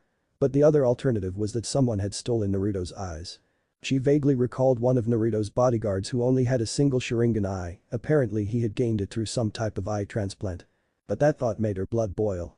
Just the thought that someone had stolen Naruto's eyes. And were using them for whatever means they wanted bothered her, a lot. There it is. She said in remembrance. It was the same building, the same hilltop, overlooking the same village she had seen when Naruto took her here all those years ago. She hadn't gotten a good look at it before, but seeing it now, it was all so beautiful. She felt a bit of the emotions overtook her. That's why she brought Akeno, for emotional support. It wouldn't do for these old emotions to overtake her at the moment, not when she was so. Rushing up to the door. She put her hand out and channeled some magic into the door. It was silent. Wow, she sighed in nostalgia. The door led her straight to the living room, which was equipped with a multitude of speakers, couches, a table and even a TV. I remember that. She stated. In front of her was a coat on a mannequin. A coat she had seen Naruto's father wear on that fateful night they had almost been assassinated. A white short-sleeved haori with red flames at the bottom. Searching the room she spotted something. A glass of water. Akeno. Come here and look at this. She called out. What is it? What did you find? She asked a little bit too fast. Akeno was now wearing Minato's haori. She ignored it for now. Look. She told her, this glass has ice cubes in it. Yes, that's what happens when water gets cold. Akeno teased. The figure could be seen entering the room behind them. No, what I'm saying is the figure behind them was Naruto, in his bathrobe. Don't you think it's a little odd that the ice hasn't melted yet? Naruto was behind them, freaking out. One of life's great mysteries. Akeno told her. Naruto turned and was about to walk away when. Creak. Slowly, turning around, Rias and Akeno were face to face with a bathrobe-clad blonde, with spiky hair, blue eyes and whisker marks. Hey. He greeted. Ah. They screamed. Present. But you're dead. Rias spoke in shock. Are you a ghost? Akeno asked, grabbing his jaw as she moved it around in her hand. Naruto. She called out, not believing this to be true. Hey to Tomato-chan. He greeted through Akeno's movements, he swatted her hand away. There had better be a really good explanation through this. Rias yelled out through gritted teeth. Naruto thought about it, pausing to come up with the right words to say. Look Rias, he sighed. I know you deserve a good explanation for everything, but I can't just give you one right now. I'm sorry, he apologized. Ria's head was low, her hair shadowed her eyes. That's it. She yelled, her eyes were red, after 8 years. 8 long. All you have to say is, I am sorry. She shouted.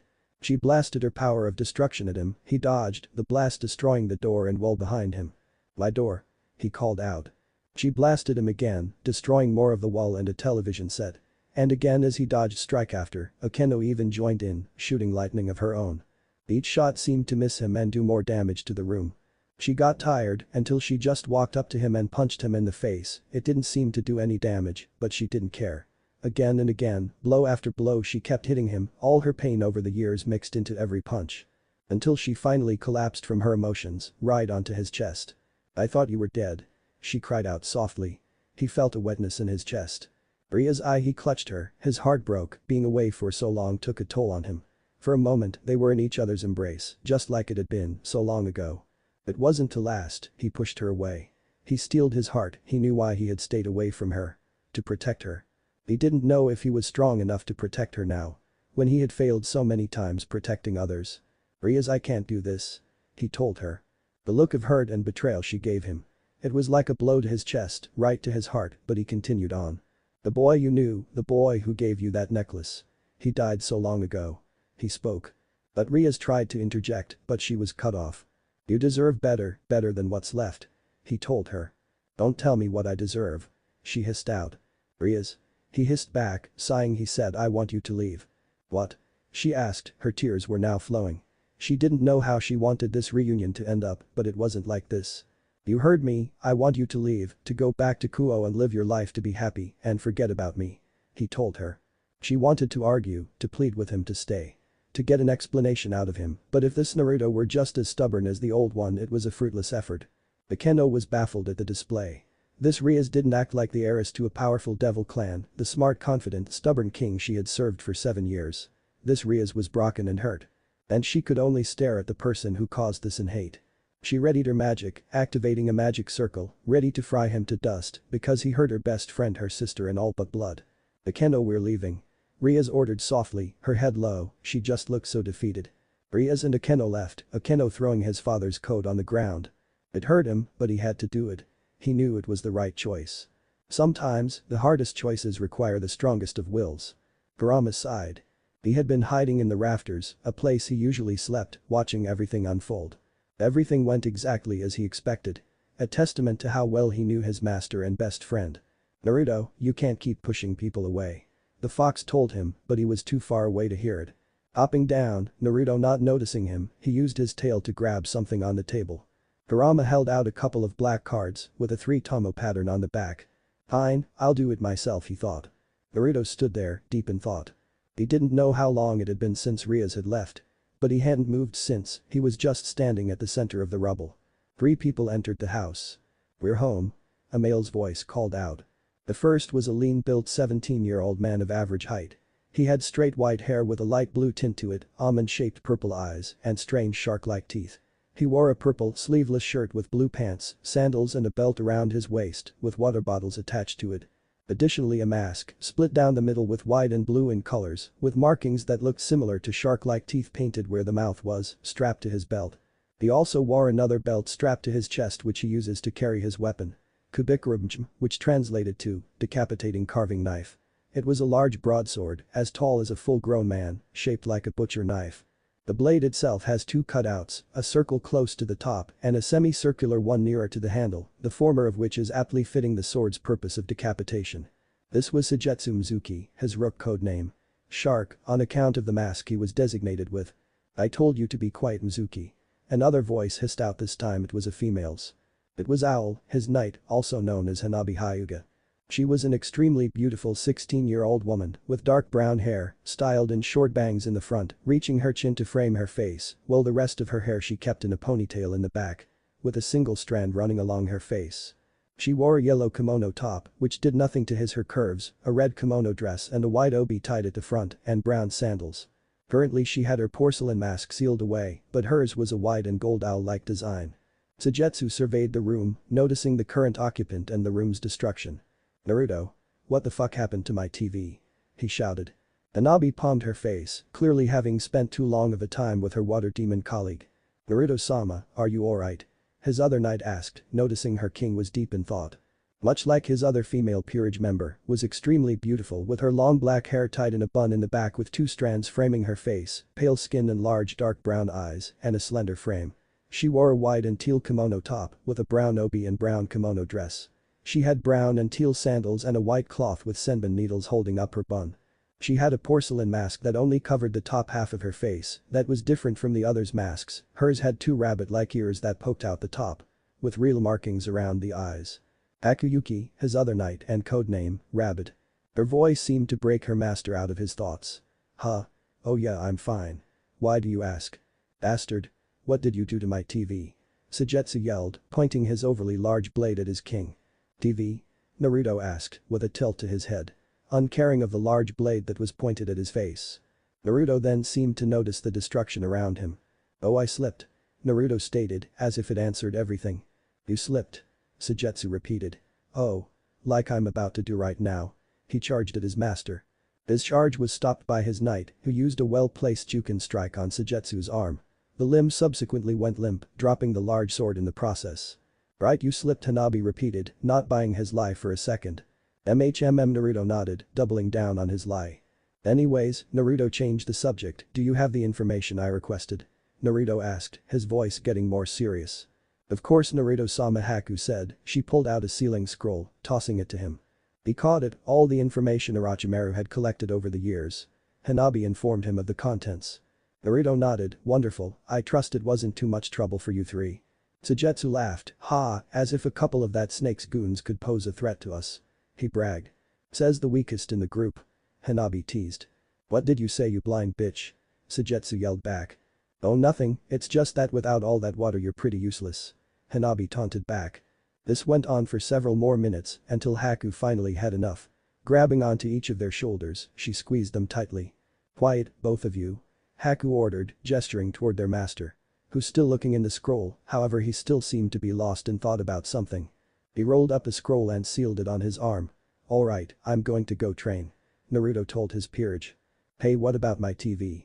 Sujetsu yelled out, hoping to get his second favorite pastime sorted out. He was answered when a roll of ryo was thrown at his face. It being tossed hard enough to cause his body to liquefy to protect itself. Go buy another one, I'll get this cleaned up later. Naruto ordered. Sujetsu was annoyed, but he complied. Naruto-sama Haku was interrupted as Naruto used his space-time technique to transport himself to his pocket dimension, where he opted to train his more destructive techniques. He always does that. Haku sighed, Hanabi nodded. Something happened. Hanabi pointed out, Haku agreed, while Sujetsu went to town to get a new TV. What do you think happened? Hanabi asked. Haku had always been the one to understand Naruto the best. Haku gave it some thought. I don't know, she admitted, he hasn't acted like this since she trailed off. Since? Hanabi asked, not following her senior's thoughts. Since the incident happened. Haku finished. Incident? She asked as she frowned, she hated not being in the loop of things. It's none of your concern. She told her junior, but judging by the look Hanabi was giving her, she knew her fellow knight wouldn't relent unless she gave her more information. About a year or so before you joined us, a certain incident happened, affecting Naruto to most, that is all I can say. She told her, walking away, but not very far. What are you doing? Hanabi asked. I'm cleaning. Was Haku's short reply, and she was. Using her magic to destroy the broken rubble. I thought Naruto-sama said that he would clean it up when he got back. Hanabi pointed out. I know, but he won't be back for a while, she told her. Hanabi shrugged at her senior knight and sat on the couch, which was slightly destroyed, waiting for Sujetsu to return with a new TV. Teleporting back to the Orc building, Rias had a dejected aura. Akeno on the other hand was pissed. Some bastard had made her king cry. The one who took her in when her family had scorned her. Rias had been with her through thick and thin, and she was in pain. And that man, who claimed to care for her, had hurt her. He had abandoned her, just like how he had abandoned her. Akeno. Can you give me a moment alone? Rias asked. Rias Akeno pleaded, but she was cut off. Please, I want to be alone right now. She told her queen. Alright, Akeno gripped her friend's hand, but just know I'm here for you. She told her. Rias noted. As her queen left, Rias decided to take the most comfortable option and laid down on the couch. She didn't know how to feel right now. She had just found out her childhood friend, the one she thought was dead for years, was alive and well. That thought made her happy. But now, Naruto Uzumaki is different, changed. Even if his joke stayed the same, she could tell it was a mask to hide his pain. There you are, Red. A voice spoke. That seemed to break her out of her thoughts. Looking around, she didn't see anybody here. But the voice had to come somewhere, so looking again she spotted someone, or should she say something, on her desk. It was a fox. A fox with 7 bushy tails, rabbit-like ears, black markings around its eyes, and blood-red slitted eyes. Kurama? She asked. Even with the change in size, new markings, the fact he had grown 6 more tails, she still recognized him. Do you know any other foxes that I don't know about? The fox asked sarcastically. But you can talk. She stated in shock. You didn't talk before. Last time you saw me I was a kid, you tried talking as an infant. He retorted. An uncomfortable silence grew between them. Why are you here? Rias finally asked. Well, Red, I saw your little reunion with Naruto. Kurama started. Rias frowned at the reminder. He's different. She stated. Yes, he is. He agreed. He's also still the same. What do you mean? Rias asked. Naruto has always been a very loving person, it runs in his family. Kurama stated. Naruto would go from heaven to hell for someone he cares about. He told her. She smiled, that was one of the things she remembered about him. It was one of the best things about him, she was glad that hadn't been a thing that had changed in all these years. But that love, that very quality, it's a blessing as much as it is a curse. Kurama continued. What do you mean? She asked. Think about it, Naruto lost almost everyone he cared about. For someone as loving as Naruto it is hell. Kurama informed. Simply put, Naruto is afraid. The fox told her. Scared? Rias asked, not see at what he was getting at. Naruto, someone who can and has fought heaven and hell, is scared, he repeated, but she still didn't get it. Scared of being hurt again. He's scared of losing the people close to him. Scared he isn't strong enough to protect them. So he pushes them away so he doesn't get hurt again. Kurama lets that sink in. And it did, Rias thought about it. And again until finally she laughed. He really is an idiot, isn't he? Rias stated. Yes, he is. Kurama agreed. Because he doesn't realize that those who truly care about him, they aren't going to let him push them away. Rias realized something, he doesn't know you're here. No, he does not. Kitsune admitted. He then unfurled his tails, revealing something inside business cards. He walked over and placed them on the table. What's this? She asked. The wedding present. Kurama told her. Noticing her frown, he continued. Another thing about Naruto that hasn't changed is that for his loved ones, he will help them no matter what. Now the question is, Red, are you still his friend? He asked. The fox headed towards the window. Oh, and a bit of advice, if you want to find out about Naruto Uzumaki, ask the Lucifer about Indra Otsutsuki. Kurama instructed. The fox, instead of opening the window and leaving, decided to disappear into the shadows. Observing what the fox had left her, she noticed something. The cards were black on one side and red on the other. On the back was the same 3-tomo design Naruto had on his Sharingan. But on the back was a phone number, along with an intricate symbol, a summoning circle. These would prove useful. But first, she had to ask her brother about something. Lucifer Mansion. Long ago, before there were devils and fallen, there was just angels. The angels served God because he had created them, God gave the angels free will, and for that they loved him. But eventually God created humans, in his image. Humans soon became God's favorite. But eventually an angel got jealous of God and humanity, he loved God so much he had wanted to become him. He gathered others who had felt the same as himself, and staged a rebellion against God. This angel's name was Lucifer. But Lucifer's plan had failed, and in turn, God had cast those who revolted to hell. And instead of love, those cast out had felt nothing but hate. Their wings began to mutate and change. Their holy angelic dove-like wings began to morph into wings not unlike a bat's. Lucifer, angry at God, decided to use humanity's free will against them. Tempting the first humans with sin, they were cast out of Eden. Soon after, other angels fell from grace, but instead of casting out their love of God, they clung to it. Making them fallen angels, whose wings resembled that of a crow. However, the newly made fallen angels were left without a home. They could no longer enter heaven, and the earth belonged to the humans, so that only left one place. And so the war for the underworld began, and soon heaven was dragged along with it. The Great War began, with a three-way battle between angels, devils and fallen angels. Millennia passed, soon all three sides had lost too much. The fallen were the first to surrender, them losing many of their leaders. So the war between devils and angels began. But so the original Mau, Lucifer, Leviathan, Beelzebub and Asmodeus had fallen. And God had been heavily injured.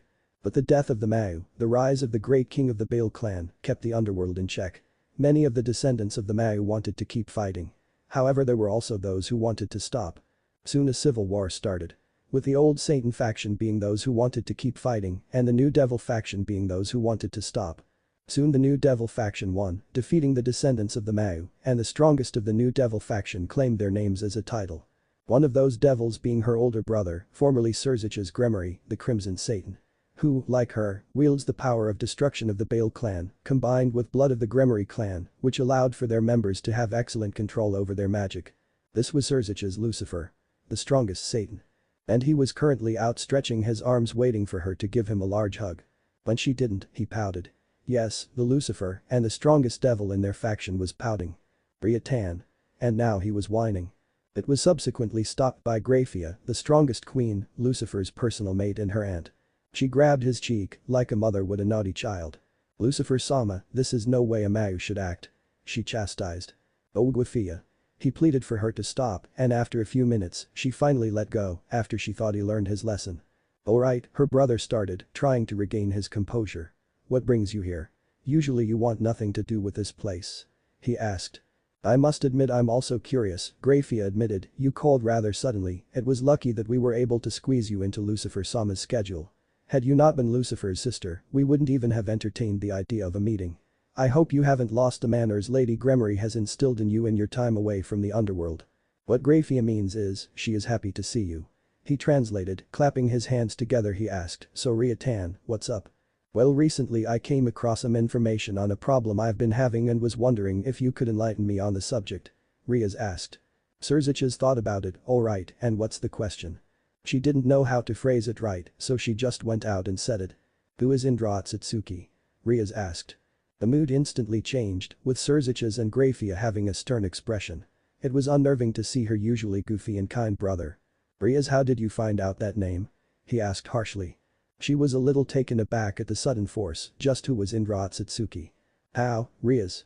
He asked a little more forcefully. However, he realized how he was acting and calmed down while his queen placed a comforting hand on his shoulder. I'm sorry, he hadn't meant to be so forceful. But Rias, how did you learn that name? I need to know. Rias bit her lip. Truthfully, she wanted to keep this information to herself. If I tell you, I want you both to promise you won't tell anybody else. She requested. Alright. They both nodded. She paused, thinking on the best way to tell them. Recently I found out Naruto Uzumaki is alive. She decided to say it bluntly. What? Surziches asked, wondering if he heard her right. After visiting with him, she paused, not liking the memory it brought up. I was visited by his familiar, he gave me these. She placed a summoning card on the desk and he told me to ask Lucifer about Indra Otsutsuki. She told him. Surziches thought about this new information, going over everything she had just told him and what she had left out. Until finally he came to a conclusion. Reaching into his desk, he pulled out a black book, on with a black cover and a similar 3-tomo pattern to Naruto's card. Alright, I suppose it's time you learned the legend of Indra Otsutsuki. 8 years ago. A few hours after the attack, he had awoken. His magic reserves were rather low, and his eyes hurt like hell. He had awoken in the Konoha safe house, which was odd. The room was dark, but there were 3 occupants in the room. Ha-san? Tu-san? What are you doing? He asked. The expression on their faces conveyed full seriousness. They didn't answer his question, instead his father spoke something else. It's time you learned the legend of Indra Otsutsuki. Indra Otsutsuki? He muttered, the name sounded foreign to him and yet, oddly not. It was like something he knew, but couldn't remember what it was. Naruto, what's the last thing you remember? His mother asked. He thought about it, the memory was a little fuzzy. I was with Rias and we were attacked. I think I used the kunai Tu-sen gave me to call him and then He trailed off, not remembering anything else. It's alright if you don't remember anything else. His mother assured, his father nodded in agreement. Naruto, tonight when you were attacked, your eyes changed, his father told him. Changed? He questioned, his mother handed him a mirror. Activating his Sharingan, he could see his eyes had indeed changed, they had a 3rd tomo. 3. He said in shock, he turned to his parents, they had to know something. Naruto, it's time you learned of our clan's true history. His mother told him. Minato took out something from a drawer book. The book with a black cover and a 3-tomo design, similar to that of his eyes. His father flipped to the first page, it showed a brown-haired man with pale skin, a small pointed goatee and horn-like protrusion on his forehead. However, those weren't the strangest thing about the man, because he had 3 eyes. 2 of them being a light purple, with a ripple-like pattern, and the 3rd one, on his forehead, was a deep blood red. This man is Hagoromo Otsutsuki, otherwise known as God. Minato stated, as he and Kushina both winced at the mention of his holy name. This man in the picture was God, the creator of nearly all life, and one of the strongest beings in existence. He flipped the page, and this time it showed 2 people. The one on the right had short, spiky brown hair, 2 locks of which were wrapped in bandages, framing either side of his face. He possessed stern facial features. He had a pronounced jawline and short goatee similarly like the person in the first picture. His eyes were golden color, and the pupils looked to be a mix between a slit and a bar-like pupil. But it was the man on the left that had caught his attention. He had long brown hair cut short on top. 2 locks wrapped in bandages framed either side of his face. His eyebrows were cut short, a symbol of nobility and dark eyes.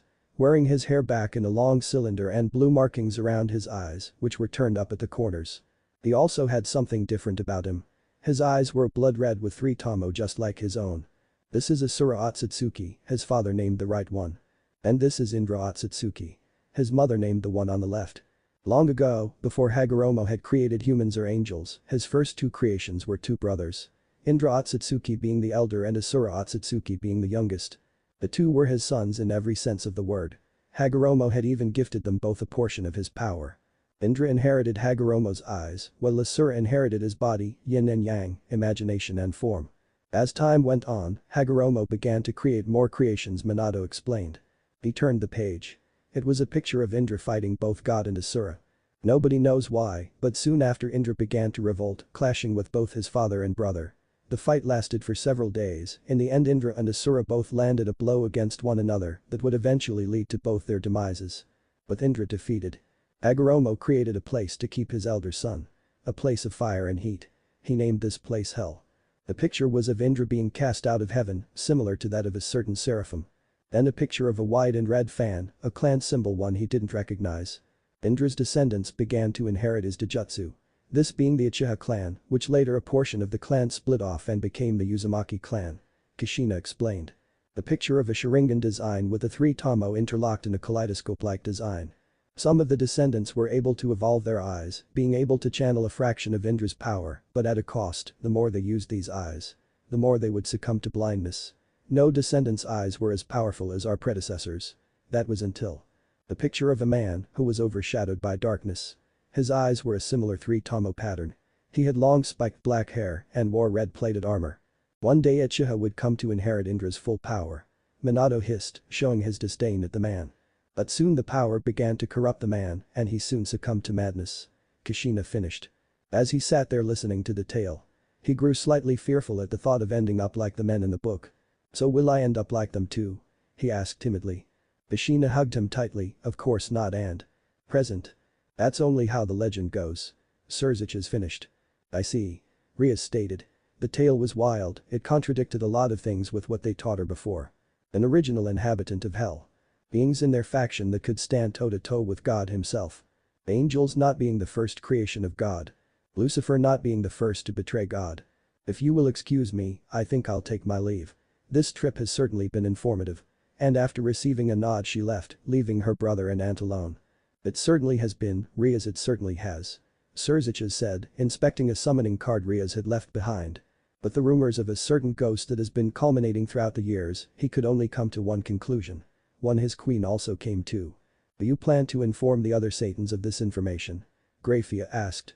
He thought about it. We can't do that, after all we promised Rias we'd keep this a secret. You can't possibly be serious, you do know what the Indra being alive could mean? Grafia questioned. I'm totally serious, I can't be breaking a promise to my Ria-tan. He said childishly. Surzich's mood changed, becoming more serious. And I know exactly what it means. He turned the page and read aloud, the one who inherits Indra's power is destined to cause a great change within the underworld.